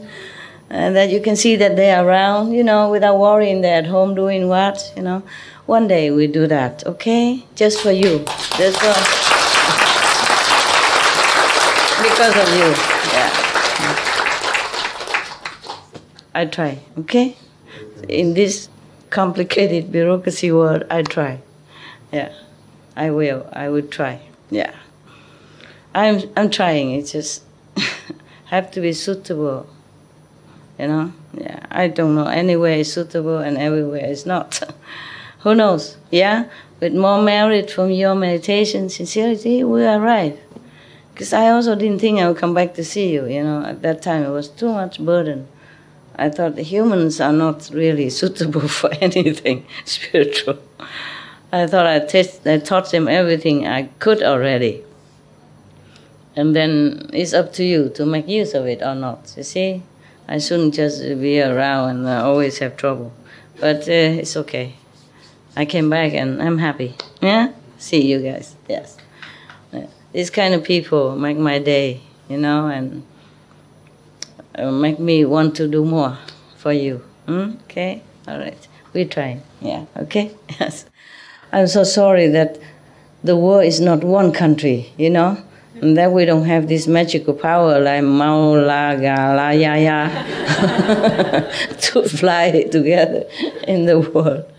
No, he only fly in spiritual body, not the human body. It's too cold to go up there and fly.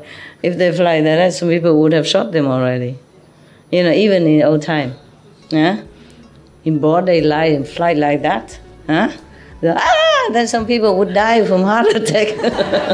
And some people might shoot them down, thinking strange bird or some ghost or something, huh?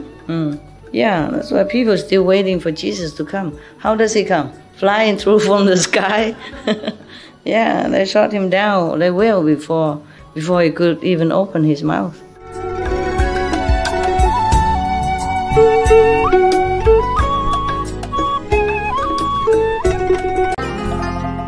Any more question? Somebody behind there? Yes.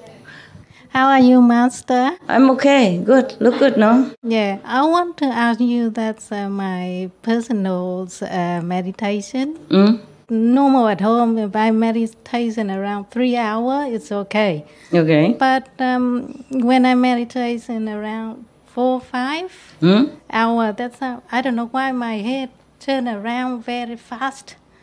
Just spirit head, not the real head, no? You feel like that? I feel it. Even I feel it even... Can you do it now so I can have a look? If it's really like that, just do it. Yes, very fast. And I don't know why. Yeah. Just one of the experience, okay? Oh, I see. Don't worry about it. It will pass. Oh, okay. Next time your hand will turn very fast. Then your feet, and then maybe the whole body, All right, it's okay. Don't worry. Just recite the 5 names, okay? Calm down. Call the Master if you're scared. Okay, thank you, Master. Welcome. You're trying very hard. Maybe if you meditate more, then the power is too much, okay? So just space it out, Yeah. until you get used to more blessing. Okay? Oh, I see. Yes. If Don't- I spread it out, like 2 hours every time I meditate, it's okay.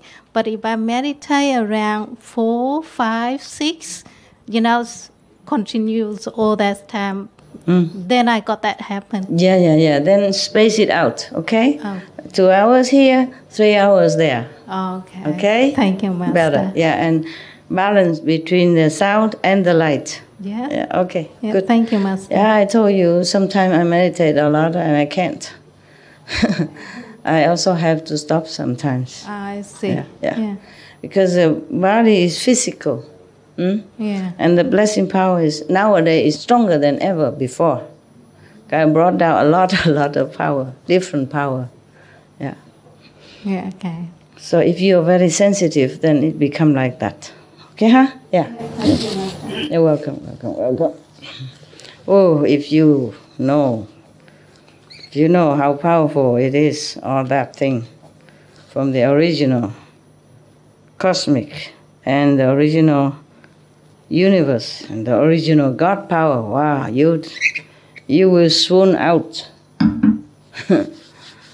Just a little bit like that and you're already shaky. Yeah. Do what you can, huh? Don't force. Space out. I also cannot sit altogether 10 hours and transferring all this. I have to sit, 4, 5, 6 times a day. I told you. Yeah. I can't just sit all in one day, in one go, because I will die or cripple or maybe just gone to samadhi forever, never come back. I have things to do here still. I must come back. So I have to regulate, the body so that it will not pass out or kaput. Yeah. Just a normal power in this world is already like that. I can imagine the original power. That make me scared, Master. Yeah, I am too. I'm scared too. I'm scared too, but I have to do it. Nobody else can. Nobody else do. Everybody busy. Yeah. Okay, anyone else? Here go. Yeah. Okay. Master, I want to say one thing, that you are doing a whole lot of things for us, your children. So you have sacrificed a whole lot for us. I didn't say I So sacrificed. I don't think that it's okay for us to, although I know that through your divine grace I was here, I'm here with my wife and other disciples. You, our Master, you stand a whole lot for us in our life. You have sacrificed a whole lot of things for us. So even if we come here or we don't come here, you are still there for us. That's why I say a good example from South Africans people. They help the elderly. They don't let the elderly carry heavy things. In their presence, they'll do it for them. Yeah. Then we do that also in our country. And yesterday I said the Philippine children are young already. They come home. They don't touch their feet. They just hold the hand of the elder, and put on their head. Also similar to India, that touch the parents' feet.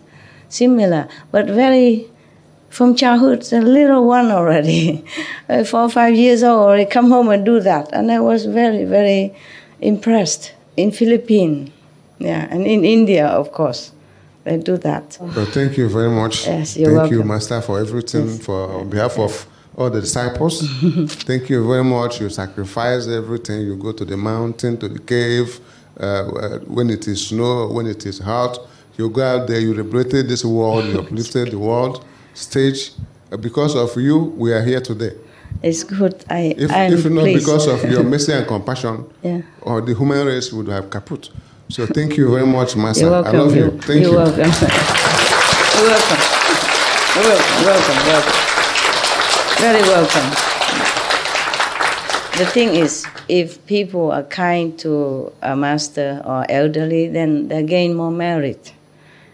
You can only teach them slowly. Nowadays the humans are very contaminated by all kind of views, all kind of things, material influence, as well as poisoned by the air around. The air we breathe, the water we drink, also influence people. and where they were born, where they live, you know, also influence people a lot. What kind of business their family did behind.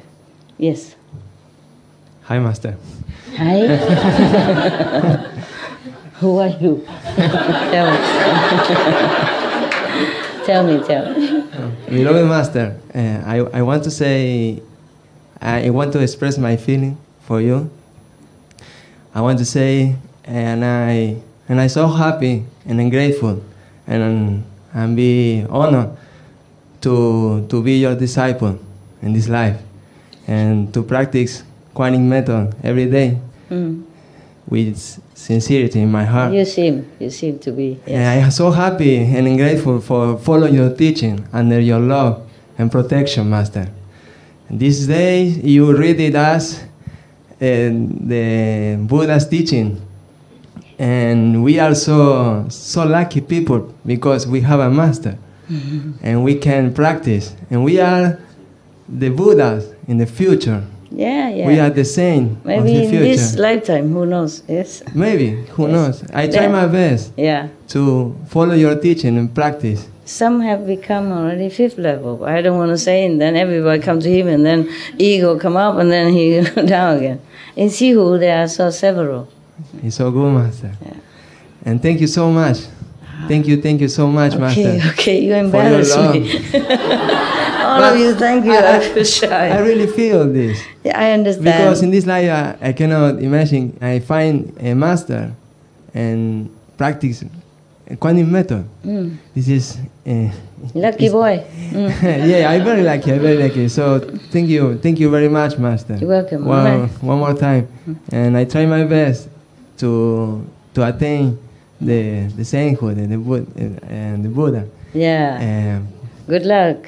Yeah, really, Master. Yes. So, why not? Why? Gracias. De nada.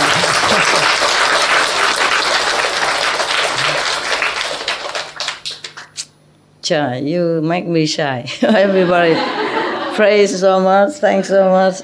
I didn't think so much. You know, you don't think I'm shy, but I am, huh?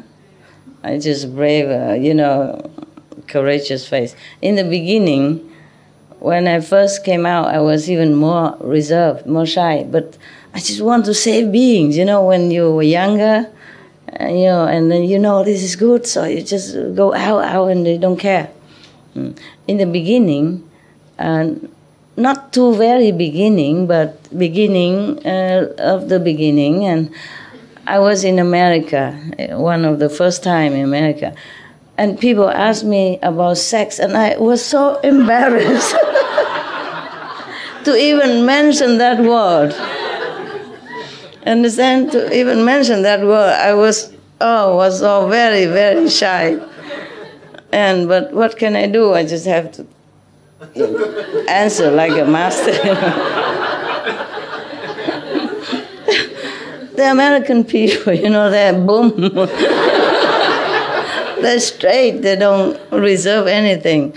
Their language, very liberal, and it's not very bad or nothing offensive. It's just, even to mention that word, I was so embarrassed in the beginning, but now I can say that 1,000 times. You want to hear about it? But I'm still in some corner, I'm still shy, So that's why if I go out and give something to some people I know or not know, then I run quick. Normally, for example, a few weeks ago, I gave something to the family, maybe about 50,000, something like that. And originally, I wanted to stay there and stay with them for at least one more night. But after I gave already, I just pack and go. I just feel, I don't know how to describe this feeling. If I do something good, then I run quick. I don't know. I don't want them to come and thank me again and again and all kind of expression. It's just embarrassing. Yeah. So I booked the hotel, for 2 nights, but I stay only 1. And next morning I left. I wanted to leave that night already, but one of your brother who drives me was very tired, so I don't want to have accident on the road. So next morning early we run. And he say, Master, but we 2 nights. He stayed in another hotel. I booked another hotel for him.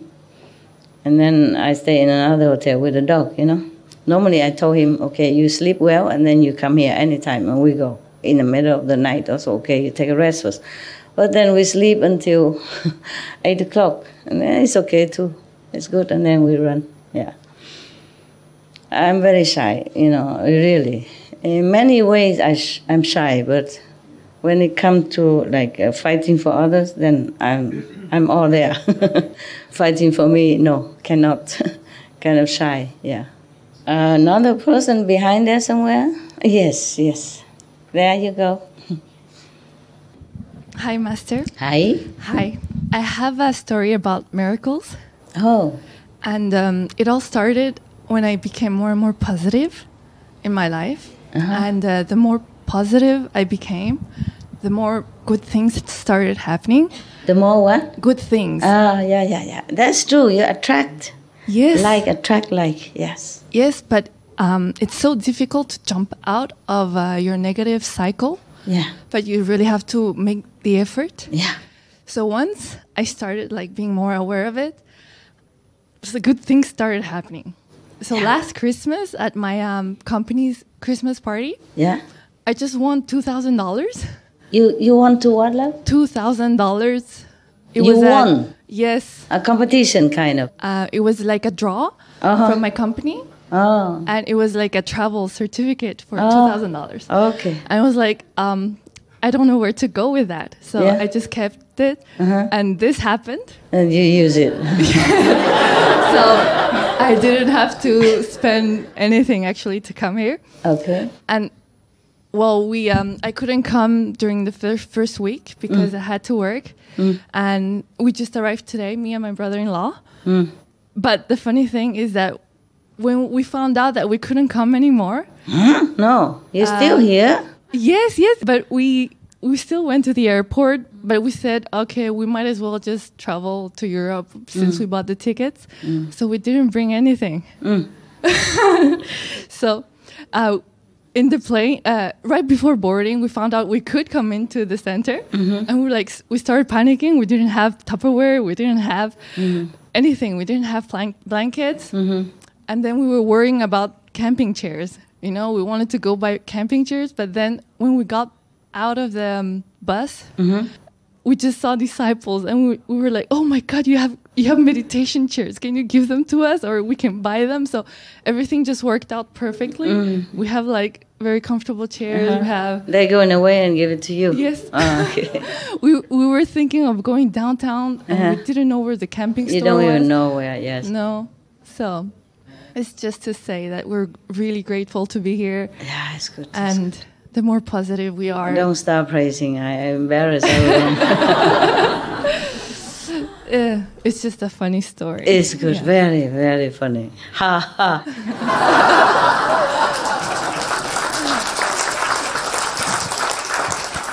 Thank you, Master. I mean, happy story, not funny. Okay. All right. Very good. Very good. You see, it's not. I just show you the way. You just have to walk. You see? That's why the more positive, the more meditation, the more your life change. So you have to thank also yourself. So you have it in you. I just remind you that you have it. You have it. Don't go that way. Go this way. Then you meet it. You will see it. So just do it. Okay? Positive. Okay? Yeah. We cannot change anything that happened in life, but with positive outlook, at least we're happier. Yeah. You never know.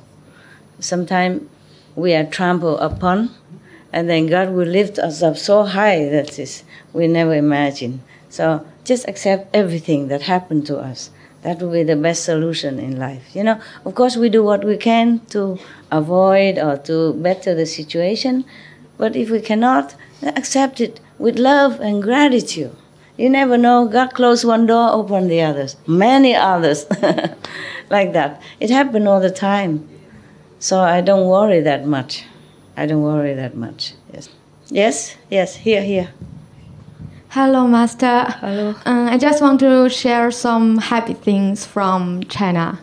China? Yes. Where from China? Beijing. Beijing? Yes. Okay. Today I just saw one of your sister. Yeah. She's a singer. Is she a singer? Singer. 她是一个歌手嘛？您之前看的。I don't know if she sings. She didn't sing to me. Yes, she talked. I just shared that we hold an event named Lohas Market in Beijing. Yes, Lohas it means life. Yes, life of health and sustainability. Put together. Yes. Okay. So it becomes very popular in Beijing now, and many young people join us. And at the beginning, because everything should be vegan and no cruelty.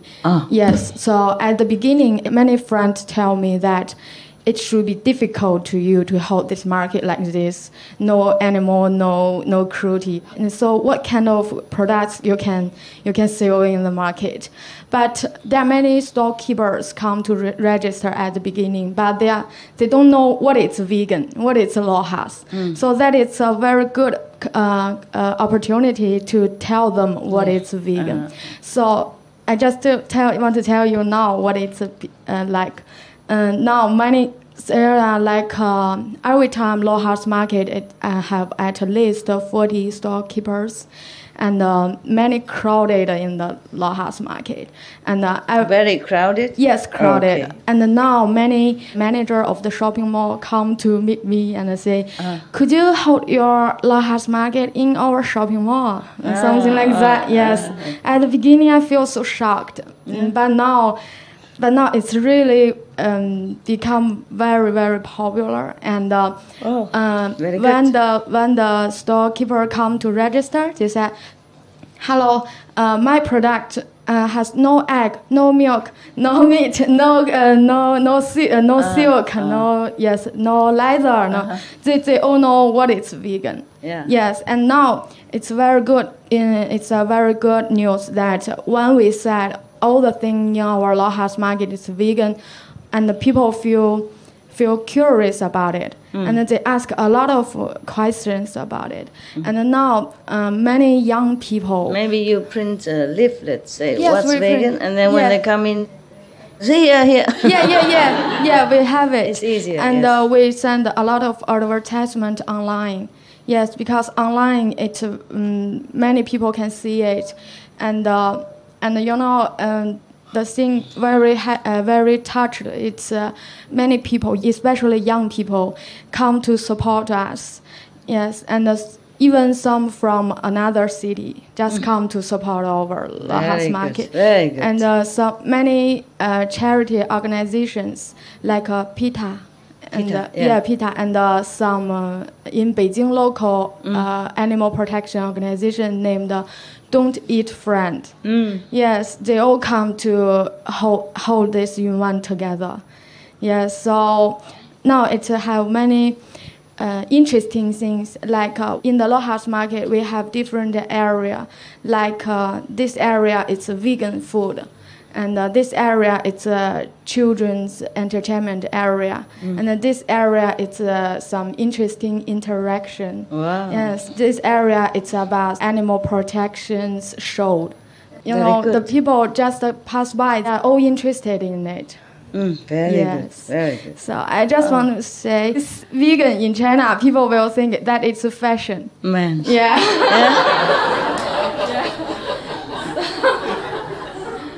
And I say more about Lohas. I tell them what it's Lohas. Lohas should be vegan, something like that.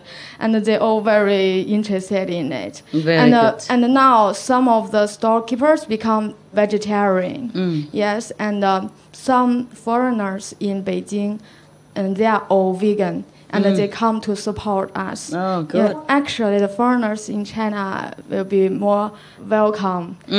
Chinese people like them. Yeah. So what they say, Chinese people will accept it. Because Chinese people are very hospitable to foreigners. Okay. Yeah. Good idea. Yeah. So everything it goes very smoothly now. Congratulations. Thank you, Master. 恭喜发财. And actually, the Lohas market can earn money. Yeah, yes, I know, of course. Yeah, can earn money, and I save the money for the bigger Lhasa market. It will become bigger and bigger. Good. Yes. Branches, different cities. Yeah, yes, and it's many company come to want to cooperate with us and want to sponsor it. Yes, because you're a social person now. Yes, and and the shopping mall like it because now the shopping mall is not very popular as before. So they want to cooperate with some like a Lhasa market that many people will come. Okay. Yes. So very good. I just want to say, actually, to be the disciple of Master, it's so lucky thing. And can I speak in Chinese? Okay. 就是我想说，其实作为师父的徒弟，在这个世界上做事情其实特别简单，因为我们只要按照师父说的去做，然后我们的想法就会变得特别高贵，就会与众不同。所以当我们真正按照师父说的去做的时候，就是很多人他会非常的尊敬你，非常的崇拜你。所以当我开始这样做，后来我就找到了一个方法，就是我以后不管做什么事情的时候都先想，如果是 Master 现在在做这件事情，他会怎么做？所以每次就是 just follow Master how to do these things。So 现在就是，所以现在我在我们的那个Lhasa Market 上面，我一说他们会问，那你吃素多少年了？你为什么吃素？然后我说我吃素14年了，他们就。哇，你好厉害呀！你怎么做到的？对，他们会觉得这件事非常好的事情。Okay, very good. Good example. Thank you, Master. I love you. Welcome. 我爱你。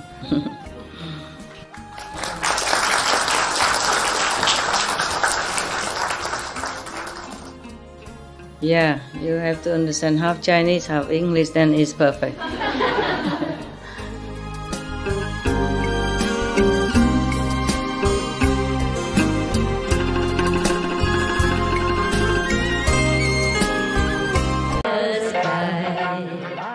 Behind there, your brother.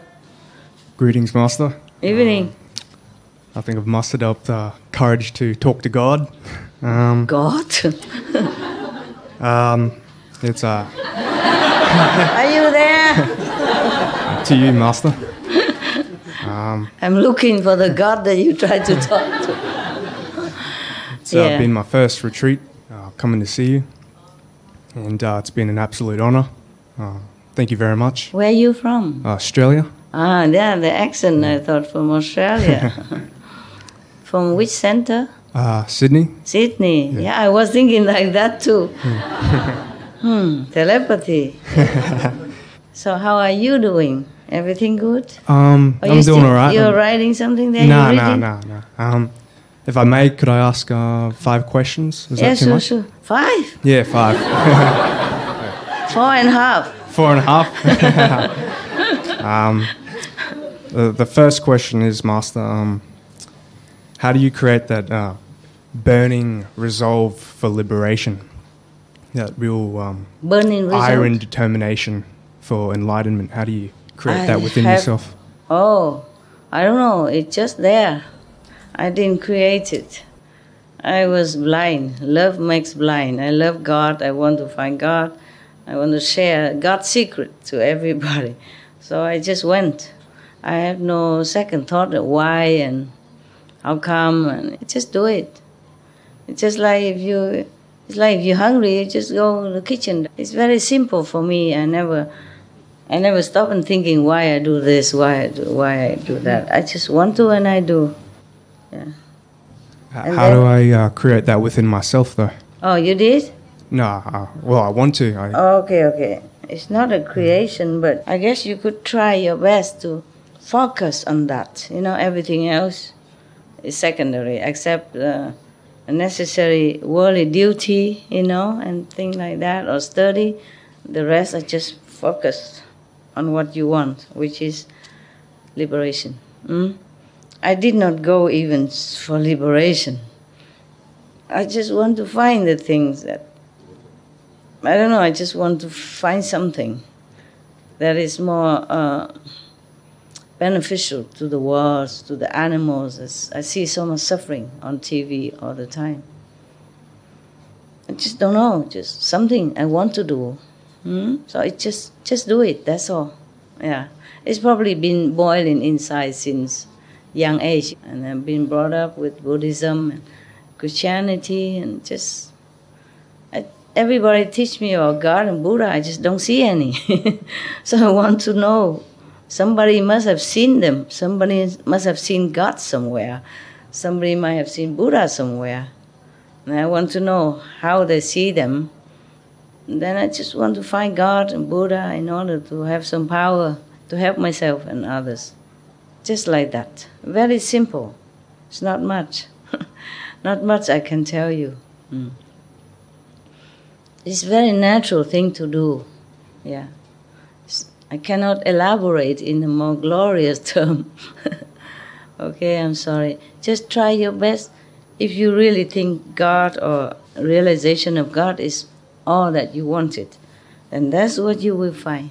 Okay, thank you, Master. The second question is, a few years ago I came across these videos of someone claiming to be a Naga serpent or something like that. Serpent? Okay, yeah. And in his videos he was pretty much talking about that prophet you were talking about the other night.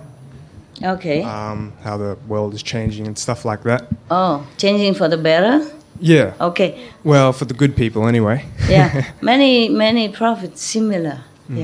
So let's hope it come true soon. He was saying that the earth is splitting dimensions. Splitting dimensions? Yeah. It's like a snake shedding its skin. Yeah. Changing. Yeah. And he told me a lot of stuff in the videos. Oh, he told you? Yeah. Oh, I was thinking, when did I ever say the snake stuff? Nah. Skin stuff. Okay, good. Yeah, so with rising in vibrations and all that stuff, he talked about, how we should get back to nature, start walking barefoot on the grass, start hugging trees, start being in the sun more, start cleansing our bodies. Yeah, good. He talked about a lot of stuff, hundreds of videos. Yeah. And it's good. Nothing bad. He said like all these volcanoes and stuff like that. It was like Earth starting its engine. Yeah. Because it's starting to rise up. So there's volcanoes and all this stuff happening. Okay. And so-called global warming is actually Mother Earth heating up. Just like when our bodies has a fever, we get real Clean hot up and things. start to get hot. So that's what Mother Earth is doing to burn off the parasites, I suppose. Yeah, he said a lot of stuff, but I'm just wondering, do we have to be concerned with any of this information? Is it just astral level stuff? Should we just... It's just information. People, different person, give you different information. You can think about it. If it's good, you like him, then you follow him, and you think his teaching is good, then you make use of it. Okay? Okay. Don't become a snake, though. No. Who are these Naga serpents, by the way? What Master? Naga serpents? Uh-huh. Who are they? Who are they? Yeah. Are they one of the race of beings? Yeah. Like dragons and stuff? Yeah. What he said is true about himself also. He didn't try to fool people or anything. Yes. Just like dragons, they're one of the race. Normally they have a power though. Yeah. What else does he do? They can see things, the future. Just talk about a lot of different things. Just vegetarian, vegan? Yeah. He was kind of pointing towards fruitarianism. Okay. Because you get like the light codes from the sun, and you talk about repairing your DNA and all this stuff. Fruits are good also. And just not everyone can just eat fruit. Yeah, because the acidity, some people cannot use to it, that's all. But fruit are good, vegetables are good. Yeah. Just not everyone can. Yeah. Because our stomach not used to. That's all. So we eat a lot more fruit if we want to, and other things also to balance it out. Then it's good. Yes. They have some power inside, can see the future. So where is he? Australia? No, he's actually, I think he's from Florida. I mean, he talked a lot about Atlantis, Lemuria, and all this type of stuff. So, all right. Okay. So what do you want me to say? I just wanted to know if we should be concerned with any of this stuff, because it's like astral and causal, and we're going all the way up to the 5th. So It's okay. He's teaching good things. Yeah.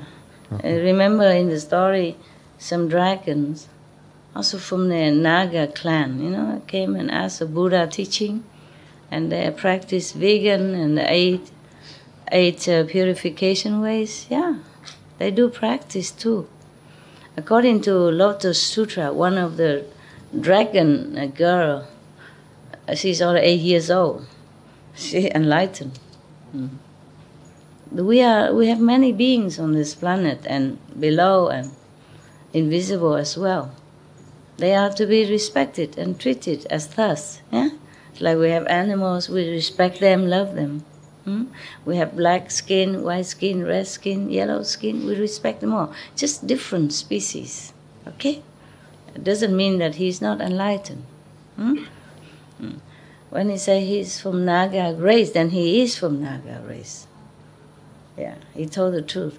Otherwise, he would say to you, I'm from Buddha land, Yeah? I'm from Buddha race or the 5th level, whatever, Yeah, it's okay. Interesting. Any more question? The other one is when I'm at work, there's a lot of idle talk and stuff, and I'm just wondering, how do you, get along with everyone, but not talk so much, I understand. without, You just creating listen. hostilities. You just listen. And now and then say, oh, yeah.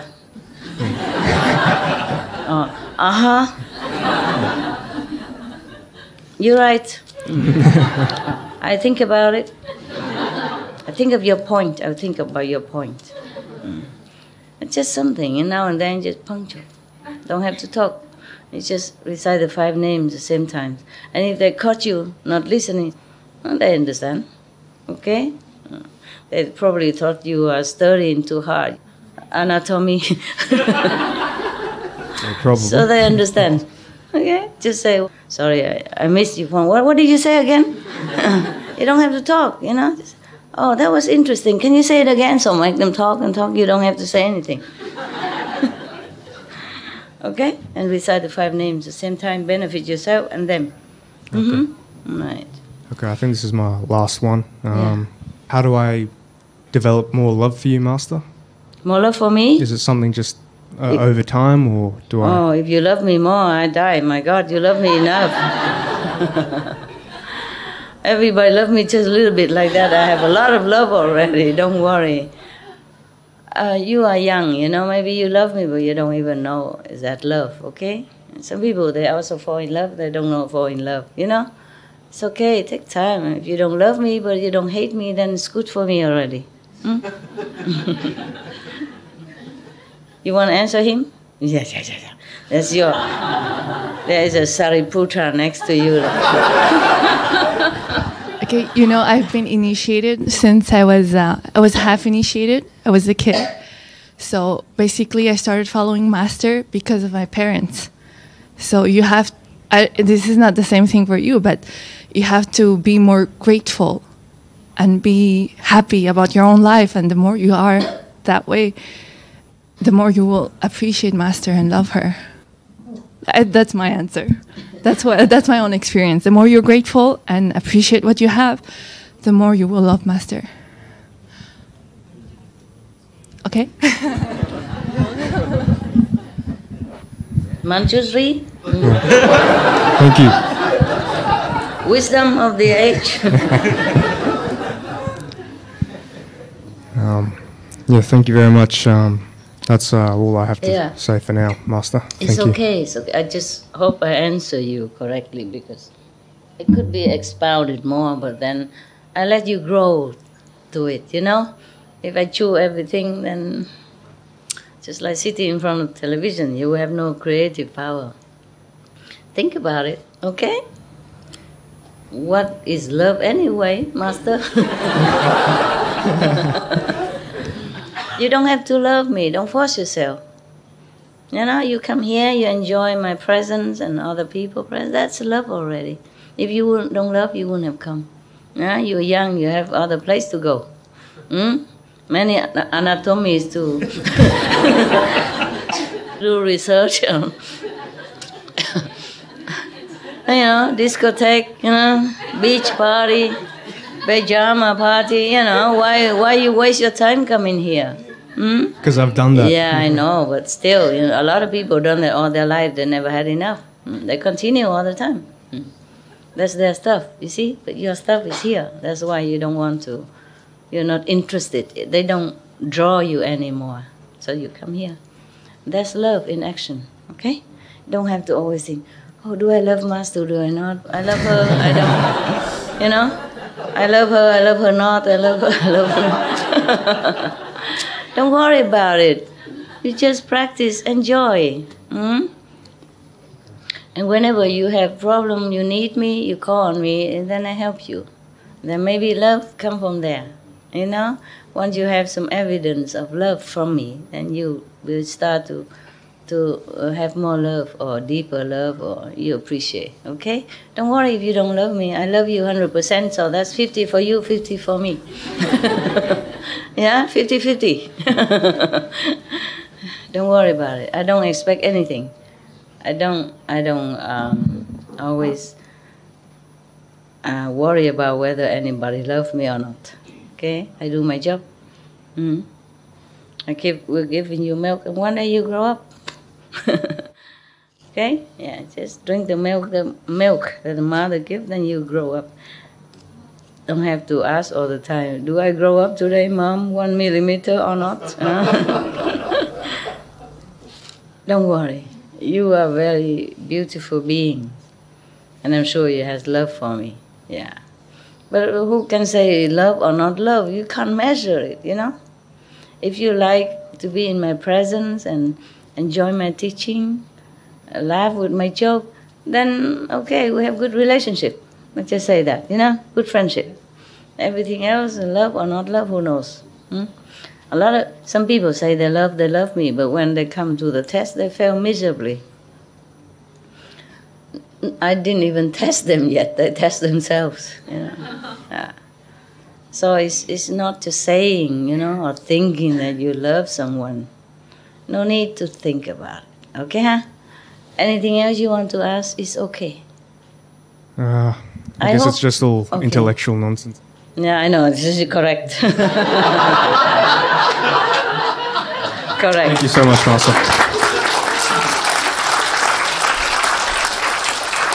That's the best thing you have ever said. If you really understood that, then you're okay. Yeah, well, what to do if we sit here? We just have to talk nonsense sometimes, you know, to pass time, huh? Have an excuse to look at each other, you know, to laugh, and it's fun. Better than any beach party you ever had.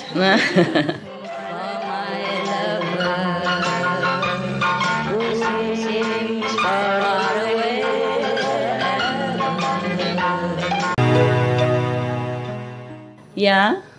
One nonsense question, Master. It's okay. Sorry. It's okay. Do you see Shakyamuni Buddha and or such earth-stored bodhisattva? Do they help you to do your? They all help. They all help. Yes. And Shakyamuni Buddha, does he look different he's in the 5th level or? Oh, he's beautiful. Not like the photo we make. Not like the painting. Oh. Yeah. Beautiful, beautiful, glorious, bright, like 10,000 sun.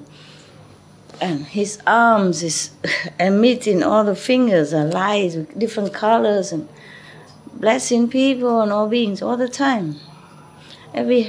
No hair, just light coming out like hair was not hair.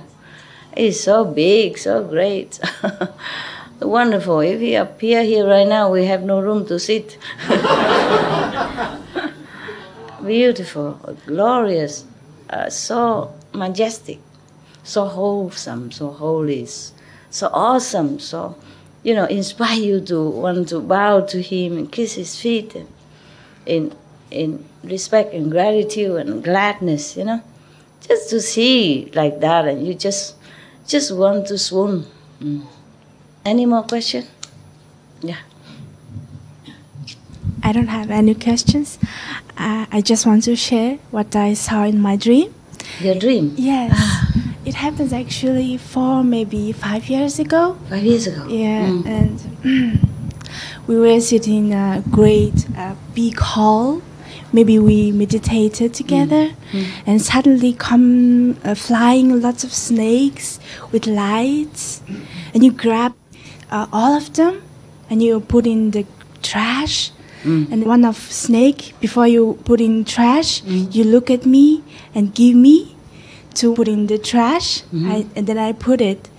And I didn't understand what does mean it.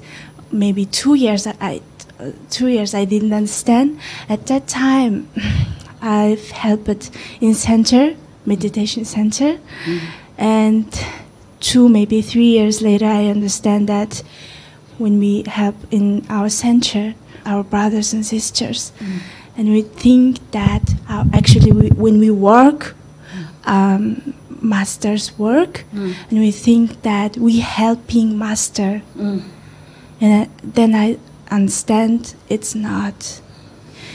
This work is blessing from you. Yeah, and we helping us is a true master. Yeah, it's good that you know. Thank you.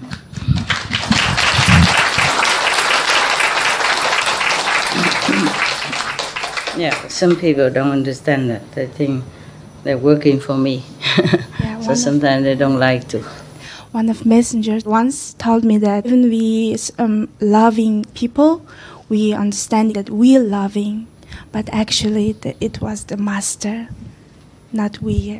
Okay, it's complicated. I think it's okay. Okay. I know you understand. I know you know, and I understand. Yes. The world is very shallow compared to what we understand inside. It's okay. Thank you. Thank you, Master. For sharing. Thank you. And anything else? Yeah. Yes, Master. I always afraid of ego. Ego? Ego, yes. Always afraid. It happens to me very often. And I really want to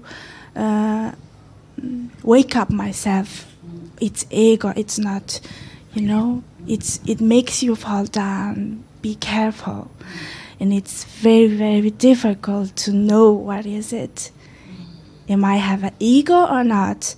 And I saw lots of my sisters and brothers, the ego falling them down.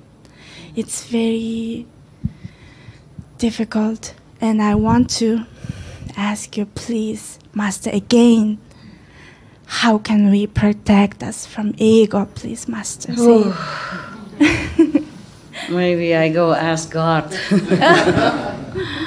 It's very difficult. Because this world contaminates you, okay? Everybody encourages you. You have to be big, you have to be better than everybody else, and then it's like a competition all the time. So you train yourself to have such a spirit, and it become ego. With practice and with the world's lessons, you will be better. Like the world will teach you how to be humble. And then you will know it. Otherwise, like if you work with someone, or if you work with the master, and then they scold you all the time, or they always point out your fault, then slowly your ego also come down. But the more ego come down, the spirit will come up. Yeah, too much garbage collected in here. It's not your fault. None of you has ever done anything wrong. It's not your fault. Even if I reprimand you for that, or telling you that is bad and all that, but still, it's not your fault. If you're not born in this world, you would have never done anything wrong like that. Nothing you could do in heaven that is wrong, okay? Also, before you're born here, sometimes you pick up some of the the wrong thing so that you can be born here. If you're perfect, you cannot. The master don't have to carry that to come down because the master come down here pick up garbage from everybody, so she didn't have to pick up any garbage to bring down with. Yeah, but for ordinary being, you must have something to come down. It's not unconditional. That's why I say being born in a human body is very difficult. It's a very rare chance to be a human. And even then, they make you pick up some garbage to bring it down. So that you have to train to struggle. And that's what we call ego. It's not your fault to begin with. Yeah, and try to ignore it. You know, when you know if it's your ego rise its head up, then you ignore it. You say, no, that's not right. Then you change for what you think is right. Okay? Or swallow your pride. If you know you're wrong, just apologize. If you know it's not the correct way, then try to do the correct one again. Okay? Always try. Vigilant. That's all we can do. Because the ego is born with us so that we make trouble, so that we go into the wrong way, so that, you know, we mess up our life. That's the purpose. Delusion. Delusion, ego. Okay? Don't worry about it. Everybody has it. Ask him, do you have any ego? Mucho ego. I have master. Yeah. Yes. You don't just have ego and mistake. You see, you have also good things with you. You have the 5 precepts, you eat vegetarian, you meditate. Maybe ego is just one little part. Okay? And try to subdue it or ignore it. It's a difficult question. Difficult to do this. Even the 5th level saint, if you reach a 5th level of spiritual consciousness, you still have 1% ego. I want to erase it. No, not on the 5th level. You still have 1%. When you go much higher, you know, like border the 6th level, then maybe you have no more. That's why you stay in the 5th level downward. Because human beings, they carry things with them. Even the 5th level, you still have 1% ego. That's a lot. Yeah, 1% is a lot. Yeah, why? Because 0% is better. But this level is such a honor. Yeah, you will go there sooner or later.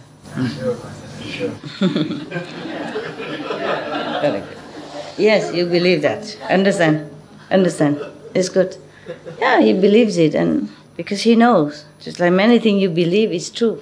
You can't explain it, but you know it is. For that reason, I also do my meditation every day, because I know it works. I know for sure it works. That's why I meditate. When I meditate and I see this and that, or I do things for the world, I know it works. I know 100% it works. Just nobody see it. But I know it. I know it. So I continue, you see? Nothing can stop me. Because I know it works. Yes. It's just so easy. Just like you know you're hungry, and when you eat, you know you're eating. You know, every morsel you bring in your body, you know, oh, it's delicious. I'm feeling better now. It's very clear like that. Yeah. So because you're still hungry and you know it's working for your body and you like it, so nobody can stop you from eating that. Okay, very easy, very clear. Okay. Anything else? Master, some of what I believe is very crazy. Very crazy? What is it then? Tell me. No. Now you tell me and then you don't tell, and then everybody get anxious. Tell us. What is it? I always believe that I can erase that ego. Yes. Like until not present. Sure can. It's crazy. But yes, we can. Yeah. Okay. No. Not like 1% completely in the 5th level, but you know, some residue is still there. Yeah.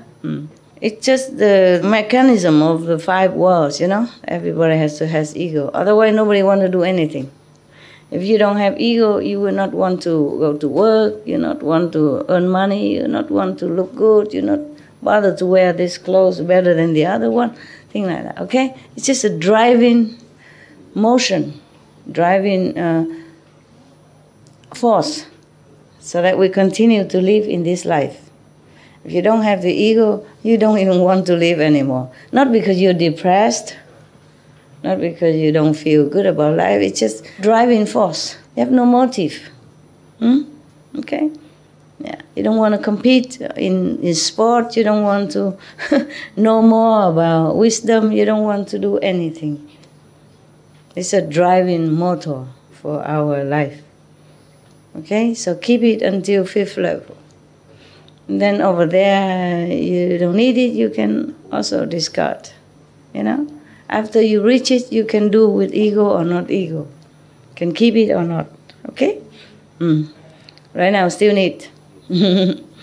Yeah. Like the engine of the car is noisy and is oily, and if you touch it, and all that, but you need it. Huh? When you drive the car, you need it. Okay? Yeah. Right. Anything else? Good. Erase your ego, huh? Yeah. I know everything is not real, that's for sure. I really know that. Not just talking, but I really knew it. I know it now. I know it. You know, I don't know just now, but I mean already known. But still, you are in front of me. And your love is real to me. Understand? In this situation, your love is real. Your presence is real. Your improvement of practice is real. Your yearning for liberation is all real. Okay? But I know it's not real, but still, because of you, it's all real. Okay? It's like, okay, the children, sometimes they're just having a small little bicycle and run around and so happy and so proud of this little bicycle for 2, 3, 5 years old kid. You know it's just a toy. But for him, it's the world. And because of that, for you, it's also because of his happiness with the bicycle, with motorcycle or bicycle. And it's real. If you yourself, you know it's just a toy, you wouldn't go and buy it for yourself. You know that for sure. Just like I know everything is not real. But still, for the kid, it's all he has. It's his dream come true. Birthday present. Yeah, very proud every day doing that. So you wouldn't come and scold him. Say, it's just a toy. Don't be silly. Throw it out. Cut it off. Detach. Huh? It's not real. It's not real bicycle. Grow up like me, and I buy you a real bicycle. Don't be silly. Throw it out. Understand? Yeah. Okay. This example is not real. It's not really the good one, but you understood, huh? Okay. Any more question? Oh, talking. If anyone need to go, please go, huh? Go for me also, otherwise. I sit until I cannot and I must run. Yeah. I just want to share something because you're talking about real and children. Before coming here, my son asked me, why do I need to go? You see Master on TV, you're going to go see her on TV too. I said, no, I'm going to see Master in person. He said, really? Live in person? That's cool. So that's it. I just wanted to share that because you're talking about real and children. Yeah? So, am I cool or you cool? No. It's cool that I get to see you in person. Why? You saw me many times. Because all he's seen of you is on TV, SMTV, and videos. Okay. So. One day we will have a place, like Sihu, for example. Even family member, non-initiate can also come every Sunday, No, mostly they bring them, children. Oh, when I'm in Sihu, then you probably won't see me. You probably sit there, I don't know where. Oh, are you there somewhere? It's too big, a lot of people. And they can bring children, husband, wives, friends, But mostly because only Taiwanese people, so they come only Sunday and then go back. But if I was there for any reason, then you can come and also stay, like here. Let's be more free. Yeah. You can bring your children also. And we don't have much facility, but we have enough bathroom, okay? And you can camp, that is the thing. You see, you can have a tent for your children. I cannot build for everybody, sorry, even then, even if I want to. That place is not buildable, yeah? And even if I build, how do I build, okay? One meditation hall for everybody, and then one for women, and one for your children, and another one is for a gay, and another one is for lesbian, and then between is for bisexual, what? Yeah, to be, correct. I build forever, no? And then one for the handicapped, one for non-handicapped, one for the snoring loud people, and one for quiet, loving people. I've been working all my life just to build different, departments for different kind of people. Like some people become monks and nuns, and they ask them whether or not what's gender. If they're not like a normal man or normal woman, then it's difficult to accept. Because where do I put them? One side for men already and one side for women already. Before I didn't have enough space in Sihu. In beginning I bought all this small place. I didn't have much money. Also, that's the only place they sell. Yeah? And then so we have to screen like that. Otherwise, 1/4 for men, 1/4 for women, and one for lesbian, one for gay, and then one for bisexual, and one for don't know what, don't know what kind of gender yet. testing. Just wait there and see. Then there'll be a lot of work, This is a problem. It's not about discrimination, but very difficult to live with human. You don't know. If you just build a tent area just for everybody have fun, it's different. But for an ashram, it's responsibility and stuff. Why are you looking so sad, Mongoli? Are you sad? No. No. Okay. Sometimes serious, huh? Okay. Yeah, father of 2, my God. What? How can a man smile all day? Being a father, yes. I am perfect, Master, in here. What? I am feeling perfect, Master. You feel good? Okay, yeah. Then it's good. Yeah. One time I asked a person, how come you're so patient? One of your brothers from America. I said, after being married, Master. Yeah. Patience is a must. I say, why is your wife so difficult? I say, I wouldn't say that, but, And besides, he lived with family of the wife, both parents and then the brothers and sister and the whole family and the wife.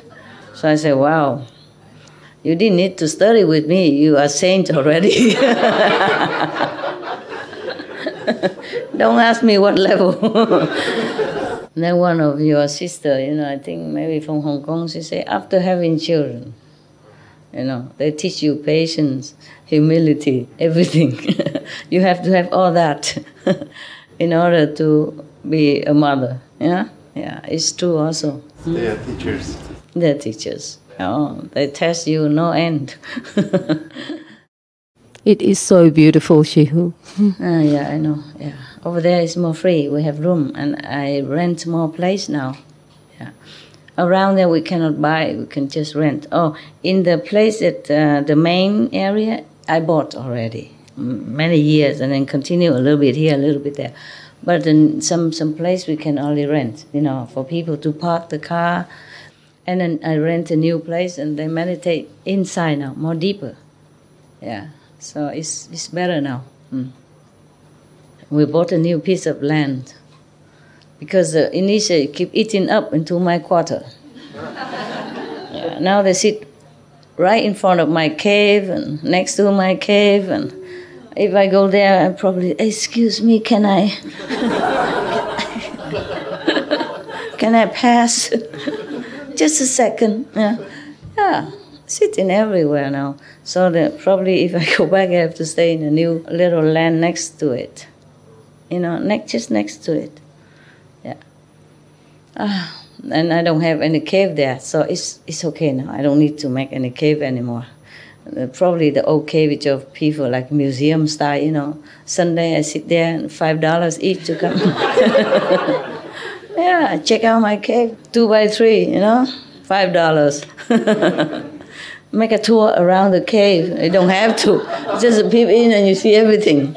It's not much there. It's a mattress on the floor and air vent on the ceiling and a little stove. There's a little wood burning. A chimney, like, you know, that's it. No, inside, it's for warming, but I don't use it. The cave is too small. My heat rebound to me. Very hot. It's warm enough. No, it's not all that. It's not all that hot. Yeah, a tour of the cave, you know, inside. Take you 1 second. Oh, okay. Done. $5. Yeah, if I cannot earn money anyway, I sell tickets for my cave. Probably a good attraction. Because it's probably been famous by now. What was it before?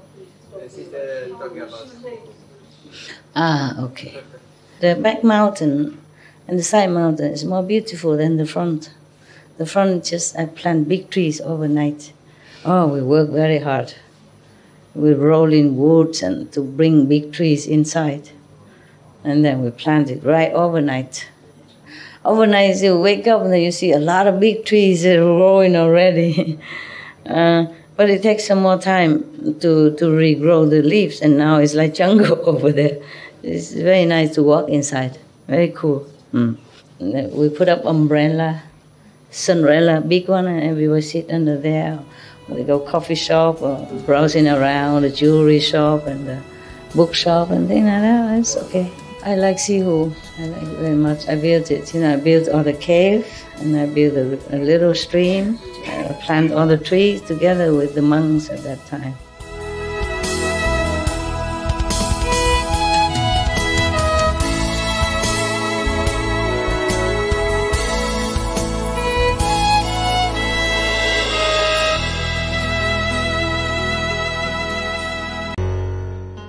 What was it before? Okay. The back mountain and the side mountain is more beautiful than the front. The front just, I plant big trees overnight. Oh, we work very hard. We roll in woods and to bring big trees inside. And then we plant it right overnight. Overnight you wake up and then you see a lot of big trees growing already. But it takes some more time to regrow the leaves, and now it's like jungle over there. It's very nice to walk inside. Very cool. We put up umbrella, sunrella, big one, and everybody sit under there.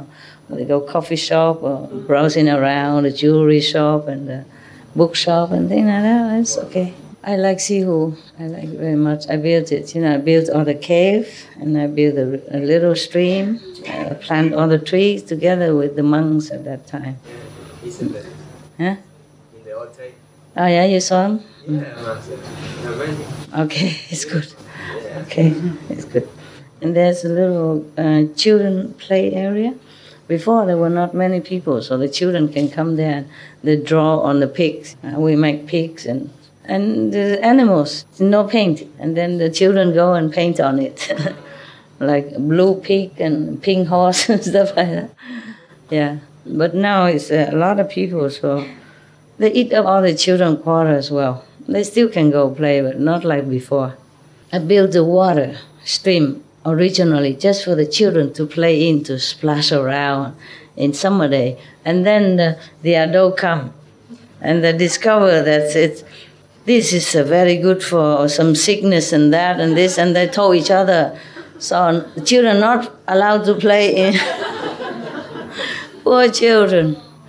Just a little stream for the children. Later, I think I have a very prosperous future. I can sell the Nectar River water. I can give them a tour on my cave. I have 2 caves, one for, resting and one for working. And then $5 each, you know, then I live pretty. And maybe just $1 for per gallon is enough. 10,000, then I cash it in. 10,000 every Sunday is good enough. Don't you think I can sit pretty? Yeah. Why worry? Go preaching to the deaf ears. Just go home, sell water and cave. But in the front is not all that beautiful. The back is very natural, beautiful caves. I was very proud when I built it, you know. The one is called Lotus Mountain. And it's for the female. In the beginning, it's for the male, and then I change it back and forth. And then further back is a Tai-ing, mean Great Sound Mountain. There was not such a name. In the beginning, I was there. First, we just stayed down there, you know, in the tree grove. Yeah, that's all we had. In some little chicken house on the side, with some chicken walking around a little bit. And then later, because many people keep coming and going, originally I bought it only for the monks and nuns and I. We never had a home before. We run around with a tent. In one small tent, 4 people sleep with the toes sticking out because it's a too small tent. And then we live on the rivers, on the side of mountain. We run around on the road with the 5th-hand car, which always like to sleep on the road, that car. He sleep all the time on the road. He doesn't want to move. And afterwards, we have more money, you know, we do some handiwork. And then after that, we go to Sihu. Originally, we just stay down there. And then later, more and more people come in. And then I and the monks went to the bamboo grove. Originally, it was wild and uninhabited. So we pitched our tents there. At that time, not so many monks and nuns either. And then later, they eat that up too, keep eating up. Then I went a little bit further to the persimmon grove. There was a lot of bushes. It's so hard to cut. They grow all over. So I only pitch one tent. I want to be away from the monks and nuns. So I go there alone by myself. And I find a little clearance. I put my tent there. Cannot stay long. And I keep picking up more monks, more nuns, more people. Then I had to move. I don't remember where I moved. I moved all the way to the back. At that time, I had acquired new mountain. Then I moved all the way to the Great Sound Mountain because I went there to do retreat right on the top. And the sound was so great. That's why I named it Great Sound. And the Lotus Mountain because it looked like a lotus, you know. Yeah, it's shaped like that. So we had like that. Okay? And then later on, more nuns, more monks, and have to have separate quarter, monks here, none there. And then they also eat up the Great Sound Mountain as well. So I have to move to the other side. Yeah, a place that we can buy cheap. At that time it was very cheap. And I put up my tent there, just 10. Caves come much later. Yeah. And then there I stay until now. Yeah. But now, because so many outside people want to come, Sihu, and then because it's nice, like a park, so everybody go there just to sit there on the stream and chat. So the disciple cannot meditate down there anymore. Now they eat up all the way. I give already the bamboo grove and the persimmon grove and the international garden, all gone already, yeah. Only Tai-in San, I mean the Great Sound is still far back, so people don't go there. It's too far. Mostly the Hufa in the between. So then that's how it is. So, but now I'm not been home. It's a long time. They came up to front of my cave or beside my cave to meditate already. So if I go home, I just have to probably fly on top of them or do like Tarzan, you know. Like a string on the one tree to the next, and then zoop, and then land right in front of the cave door. Because more space than that, probably I don't have. Yeah? And now if I go back, I don't even have the space to land. Probably they sit inside my cave already. All around it already. So every time I have something, then I had to leave. I have also a house in Japan. When I said I live in many islands, did I mention Japan? No? I live in Japan too. I have a house there. A wood house, a wood cabin in the forest. It's a beautiful stream next to it. Which part of Japan? Now you ask me, I forgot something like Kuma. Yeah. It's in the forest though. Yeah, have a maybe 10 or something similar kind of wood cabin, wood log cabin. But afterward, also the disciple, now they all take over. They go there every Sunday to relax, from the city. And also, I have house in Panama, but also disciple meditate there. Costa Rica, also disciple meditate there. But that's a big land. It's okay. I can have my own space. Okay. We wish you had a house in Australia as well. Australia? Yeah. You from Australia? It's such a big, vast land. And, Yeah, I know. But I don't know, maybe the karma of that country is not... I don't know, yes. At the moment, I just don't feel right. Connected, but maybe in the future, who knows? You should also go to Mongolia. Mongolia? I'm sure you say that, yes. I love Mongolian, believe me. I would want to go, I just don't know why I don't go. Mongolians are fantastic people, so artistic, so free, so accepted, so open. I like them very much. Some people think they're past king, Genghis Khan. I did something and they think that is Mongolian. That must be. I didn't know that.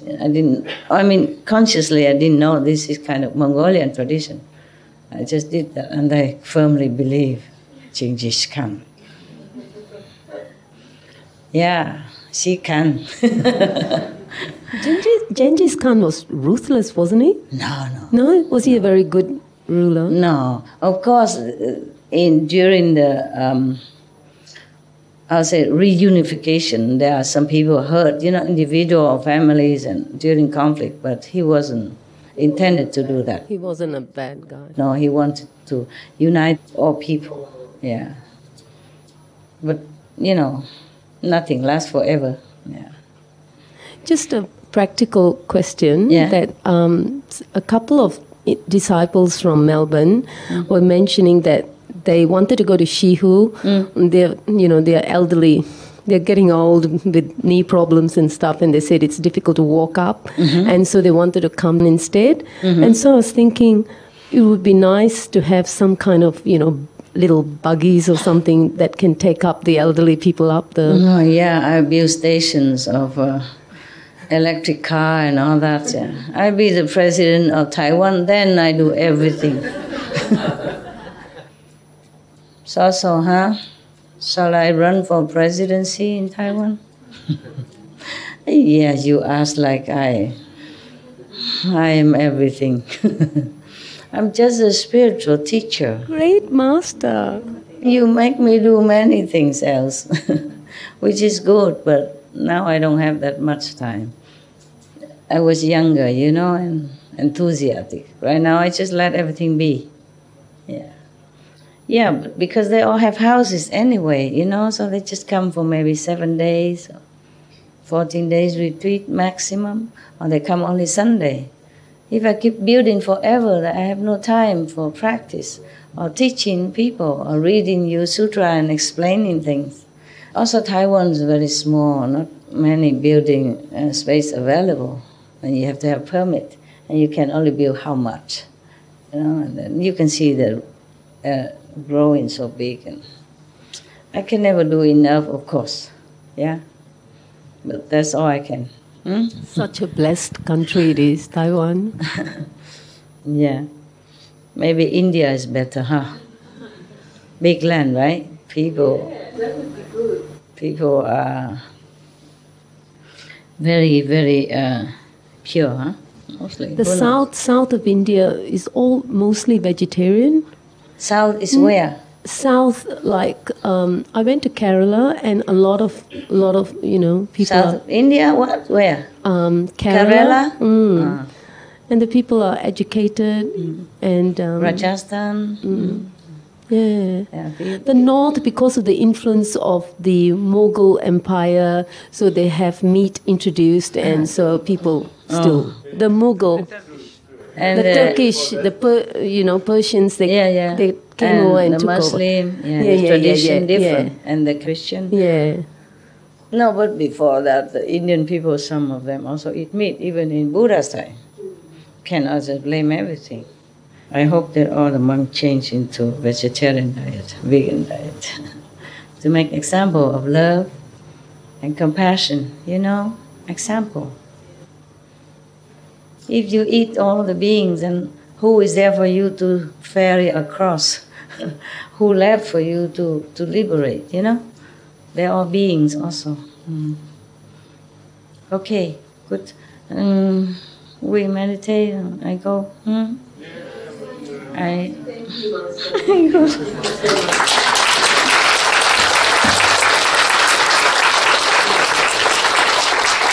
Oh, this is a new one, huh? Oh, this is a new, huh? Okay, touchy-feely.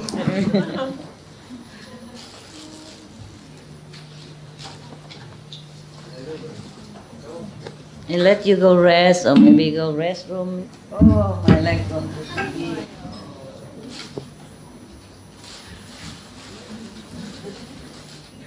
Every day new? New. Oh, so every day you have something tonight to say? Oh. When you go,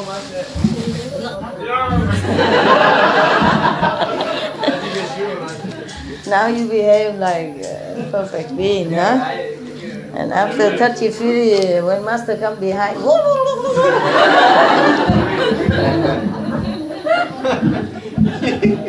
just don't kill each other for blessed food.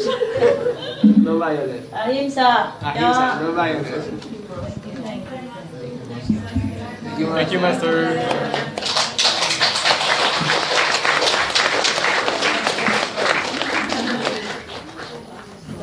Can stand up, have a look. Any stand up, have a look. Very good. The same size.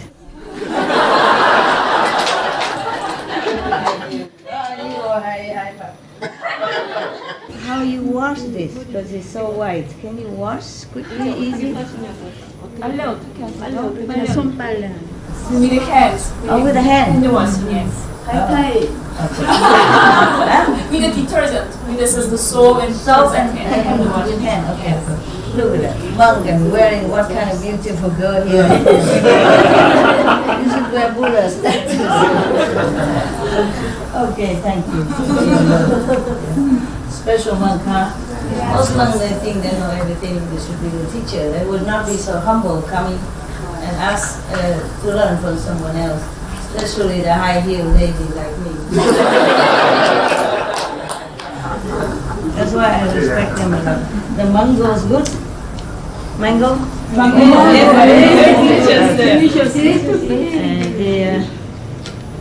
the squid are vegan. The squid in a packet is immediately open, eat, snack. It's vegan. It looks like fish, but it's not vegan. I put it in your table yesterday. Okay. All right. Sorry, I don't have much here. Okay, whatever they give me, I share. Okay.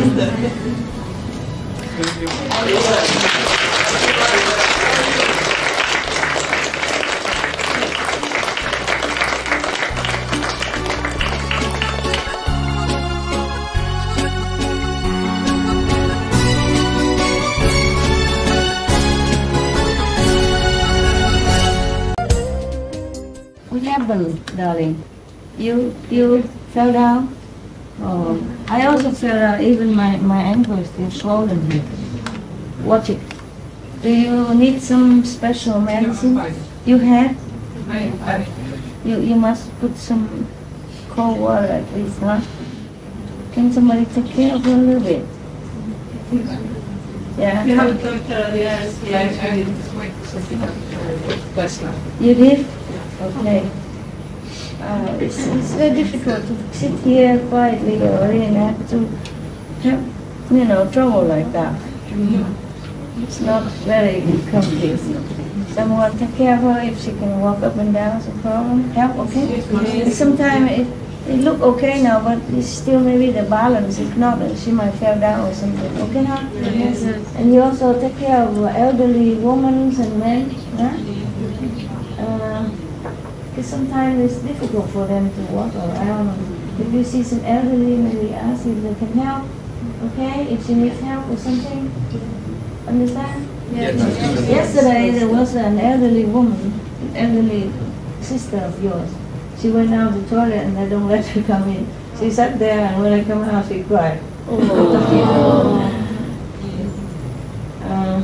I don't know where that lady is. She's a Vietnamese. She's not here. Downstairs. Maybe downstairs. Anybody complain, please explain like that. Okay. Just be patient. Maybe you have more married and they can find a better place, okay? Don't blame anyone, just ourselves. Collective calm, okay?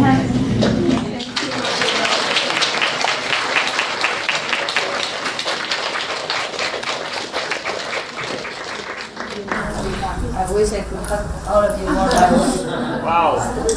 I wish I could. Just no time, no space. No energy. Hug me hard, okay? Don't make it more difficult for me to leave. My God, I could stay here forever. This is difficult. It's difficult for you to leave. It's difficult for me also. You understand? Because I know your feeling. Your feeling is exactly like my feelings. Because I can see it. I can feel it. And it's very difficult for me. Understand? Yes. This is very difficult.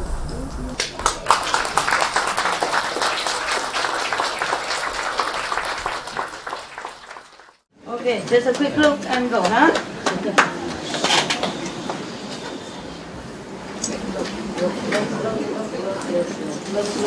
Look. Okay?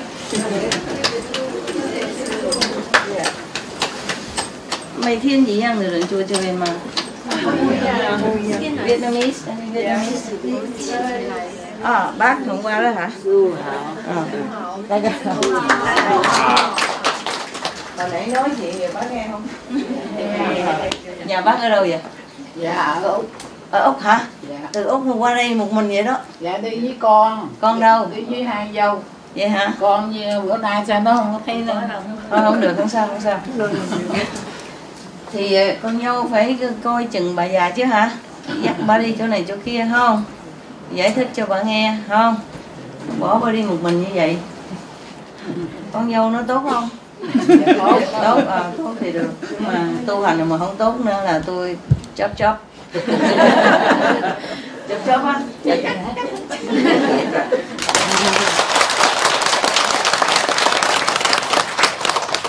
Mà ít quá thì một người chia hai ba hả? Một người chia làm hai ba miếng gì đó, ok ha? Tạm thời nha. Tại ít có người đi mua được quá mà mua nhiều quá tiệm nó không hết rồi. Mình ăn hết cả mấy tiệm rồi. Ok. Yeah. Vietnamese? No. All Vietnamese?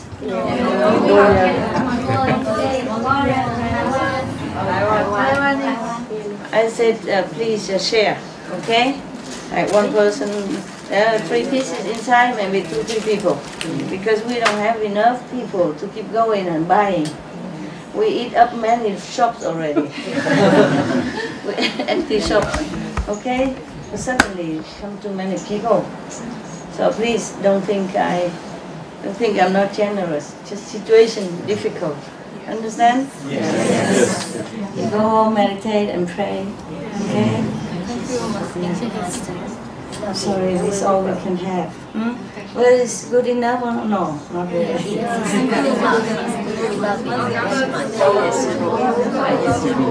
Don't worry, dear. Very fine. I'm sorry. Chúc phụ khỏe mạnh bình an. Chúc sư phụ con chúc sư phụ khỏe mạnh bình an. Cảm ơn. Sư phụ mà phụ con.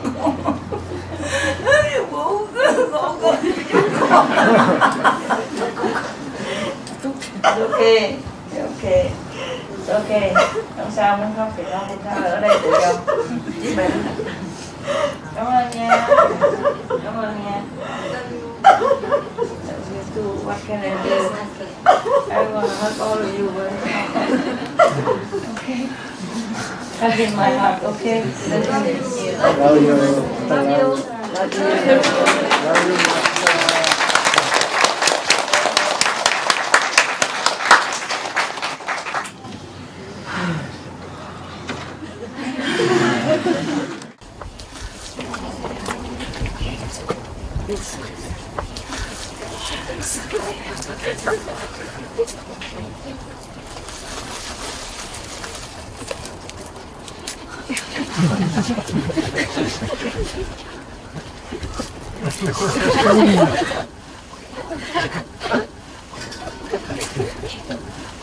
不够人手，不是没钱，就不够人去买。好，店里也被买光了，所以越来越少了。我们已经是好几个店光光了，你懂吗？因为地方小，我们人多，一下来很多啊，所以不够，大家分享一点，好不好？我不是零色哈，就是情况嘛，好不好？I love you.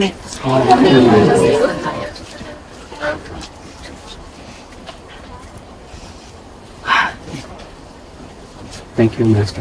对不起，地方小 ，OK。不过我觉得有时候地方小哈比较集中啊。是啊，这样。是吗？是。对，就是麻烦，就是那个设备不错而已。也许以后有更好的地方。可以留久一点，懂吗？可以带小孩、先生、太太，以前的太太，后面先生，都可以大家带来。OK， 目前 I am sorry。OK， 以后那些不能来这次的人，我先招待他们，跟他们讲。OK， 大陆也讲，台湾讲，越南讲啊。Mấy người mà mấy bữa nay lại không được đó, mai mốt lại thì sư phụ đón tiếp trước, ok? Yeah. Nói với họ biết, ok? Bánh nước đợi sẵn.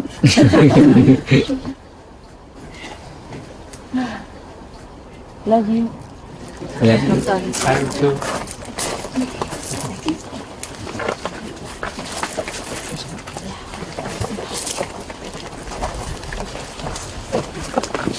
You're very good children. Thank you. 你们好的孩子，谢谢。对不起，我不想让你们走的，真的是这样。总有一天，我们有一个地方，大家聚在一起算了啊。也许了啊，也许。他们说了，那时候有什么那喜安山那个什么呢？你们知道吗？知道。你有没有？你是不是讲那个？ Korean. Wow.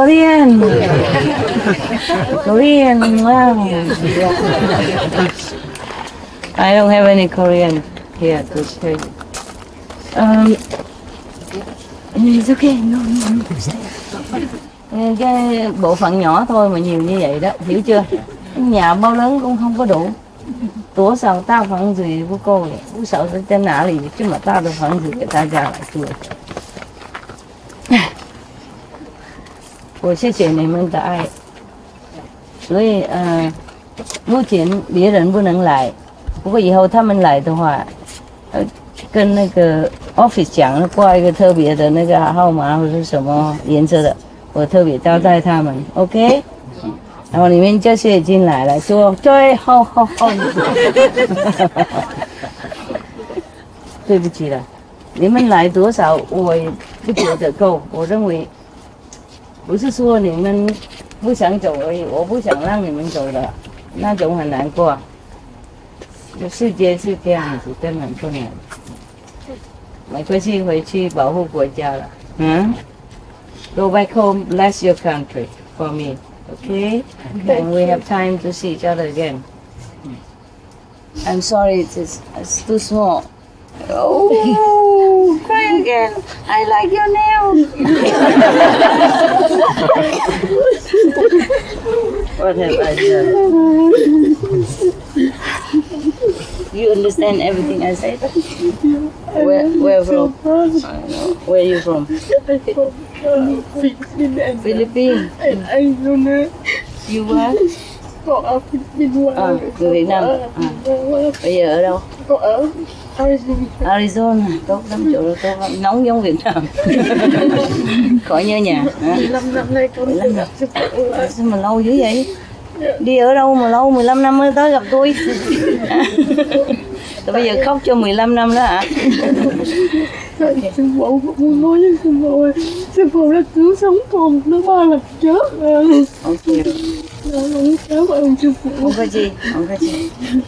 Sống lại là được, không có gì.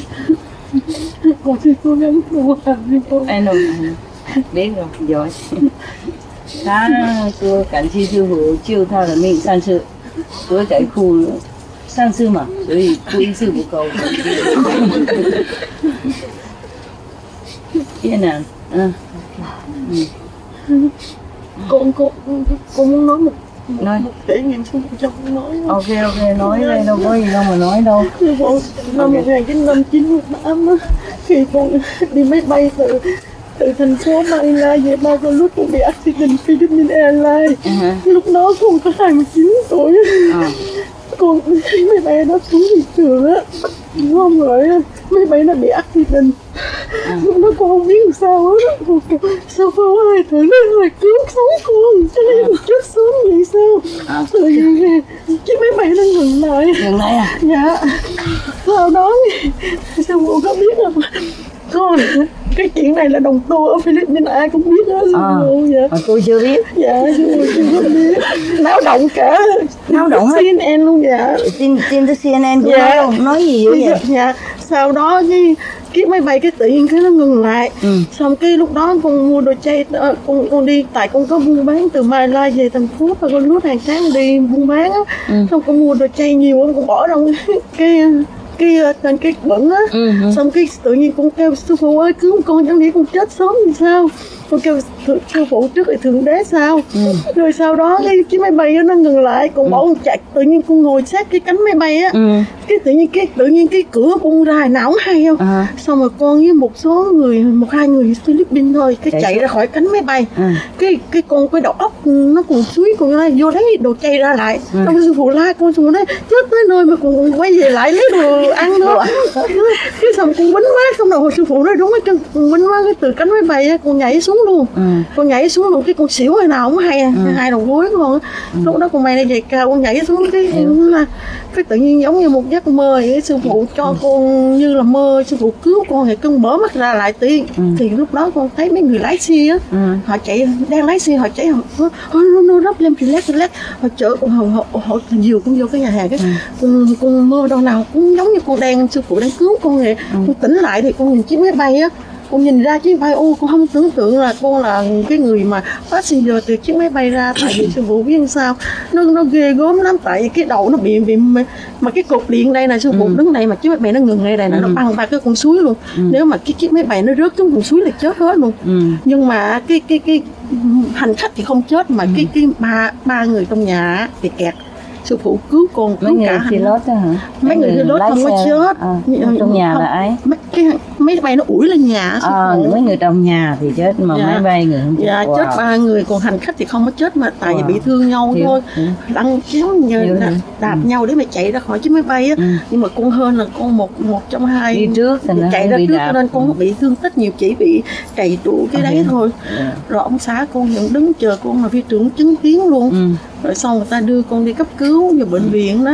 Đó cho nên cũng không có sư phụ, mà nhiều còn 2 lần nữa là một lần thứ hai nữa là lúc đó năm 2000 sư phụ ở Philippines tiếp Pháp rồi. Xong rồi con mời mới đưa đồng tu cùng nhau đi qua Philippines, đi xuống cái bãi biển Boracay á, ngồi thiền mấy ngày mấy đêm nữa. Mà không biết làm sao trên chuyến đi á, thì em có cái cô này là liên lạc viên nè cô, là mời sư phụ. Cái lúc đó ông xã cô ông cũng tu hành theo sư phụ mà ông bị rớt rồi, cho nên vấn đề tu hành con cũng có nhiều cái khó khăn á, nó chướng ngại cho đời sống của con. Con cũng biết sao nó tới chừng đi thiền cho tới ngày thứ 4, ngày thứ 3 hả chị Nga? Ngày thứ 3, ngày thứ 4 á, chuẩn bị về thì con bị mấy bạn đồng tu á, cũng như là con có chịu xuống tắm không, nhưng mà bạn kéo xuống. Cái nghiệp chướng của con nó vậy, xong cái chơi bướm Shizaki chạy rồi buổi chiều thả tiền xong rồi sư phụ cũng như là đi xả stress á, thì rồi lái kia con thì chở 2 người đồng tu, còn cô kia ở Việt Nam mới qua mà sư không có cho được không? Không có cho cái cô đó lái, tại cô đó cổ không có lái, yếu lắm, mà cô lái sao cái con chạy xuống, cô chạy lên cái cô hít còn hai cái bung lên vậy nè, 2 người bung lên luôn. Dạ, rồi 2 cái xe bung. Dạ, xong rồi phải bị cấp cứu, con phải bị nữa. Không có sư phụ là con cũng chết, người ta thấy giống như là đóng phim rồi. Từ khi con qua Mỹ nó như một, khi con đi làm về bữa đó con đang đi về 7 giờ tối, con mở mắt sư phụ luôn xíu, thì không ngờ đi nữa chừng xíu con nó bị bể bánh. Bể bánh. Không á, con sợ quá mà sư phụ biết rồi, phi quay ở trường Mỹ nó rất là nguy hiểm, nếu mà mình dừng lại là bị đụng. Thì con quýnh quá, con gọi ông xã con làm sao xem bị bể bánh, anh lên ấy anh nói thôi em quay cái chỗ nào nó xí nó không có, em mua vô, anh chạy lên liền, mình lúc đó anh chuẩn bị đi làm nữa. Xong cái con biết nó, con chưa biết ra sao mua thì một chiếc xe ở dưới, nó không biết nó chạy lên nó đụng, nó hít con rồi, nó hít con ra được, chiếc khác thì nó là nó không thấy, nó hít con vô, nó văng gì nè vậy. Mà sư phụ biết không, con lúc đó con nói ơi sư phụ cứu con, mà mấy con mở bằng sư phụ. Xong rồi cái mẹ gì đi đâu cũng đụng cái chỗ này chỗ kia, chết hoài vậy. Con biết nghiệp chướng con nặng lắm, nên không có sư phụ là con có sống được đâu. Rồi bà thấy con ở trong chiếc xe nó quay nè, xong cái đầu nó quay ra ngoài đường á, xong cái mấy người lái xe xô chạy tới, họ bấm thôi, không ngờ cũng bấm được, cái họ kéo con ra. Người ta nói trời ơi, chiếc xe này mà không có trời cứu là chắc không sống nổi. Mà may sư phụ biết không, chiếc xe á nó hít ở ngoài sau, nát ở ngoài sau, mà ở đầu thì nó không sao, con ngồi đằng trước á sư phụ.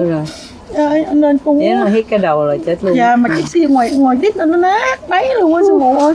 Cho nên cái niềm ao ước này con ước ao con gặp sư phụ để con chia sẻ cho đồng tu. Con muốn nói cái trải nghiệm này của con cho đồng tu biết, là tại vì trong đời sống của con á, mặc dù 20 mấy năm qua con theo sư phụ con không có tu hành giỏi, nhưng mà sư phụ vẫn chăm sóc lo lắng cho con. Nhưng bữa nay ông xã con không tu hành thì sư phụ trở lại cũng rất là mừng. Và con trai của con thì nó ăn chay trong bụng ăn ra luôn, cho nên bữa nay con được cơ hội con đi tới gặp sư phụ, cho nên con cảm thấy rất là hạnh phúc với sư phụ. Không biết sao thấy sư phụ là con cũng khóc à. Ok. Con xin cảm ơn sư phụ. Gì không có gì tu hành tốt rồi. Ông xã ở đây không? Dạ, anh ở nhà anh ở nhà vậy con. Vậy con đi. Mai mốt rảnh thì đổ với nhau đi. Dạ, con gửi lời thăm nha. Dạ, cảm ơn sư phụ. Gửi lời thăm mọi người nha. Ok. Ok. Good rồi, còn sống vậy còn được tu hành, sống thì đáng tu hành. Cảm ơn con có sư phụ không có được ngày hôm nay. Thì phải đáng tu để vì sao không có gặp như vậy nữa. Anh谢谢师父啊，他讲了一些他的在化的事情啊，就这样子。好几次很严重，结果没什么，车子都后面都破烂了，玻璃到土，倒没怎么样。được rồi nha. Con cảm ơn sư phụ. Con hứa sư phụ con cố gắng tu hành. Em đã lắm sư phụ. Ở ngoài hơi khó tu nhưng mà ráng nha. Dạ, con cũng khó khăn lắm nhưng mà con cố gắng. Ok, bây giờ ông xã về rồi là dễ hơn. Dạ, ông xã tu hành được mấy năm nay lại. Dễ hơn rồi. Dạ. Ok. Thì mình cứ ráng tu thì cái gì nó cũng chuyện ha. Dạ. Thôi sư phụ cũng không nói gì. Cảm ơn sư phụ. Con muốn chia sẻ cho đồng tu biết là trên đời này mà nếu không có sư phụ là thế giới của mình chỉ là đen tối luôn.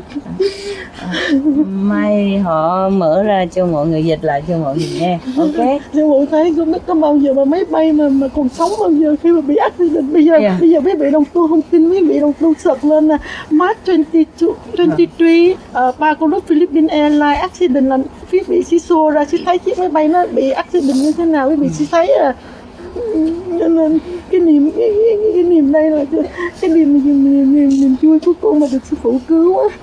Con để trong lòng ôm ấp biết bao nhiêu năm tháng rồi, con mong ước một ngày con được gặp sư phụ.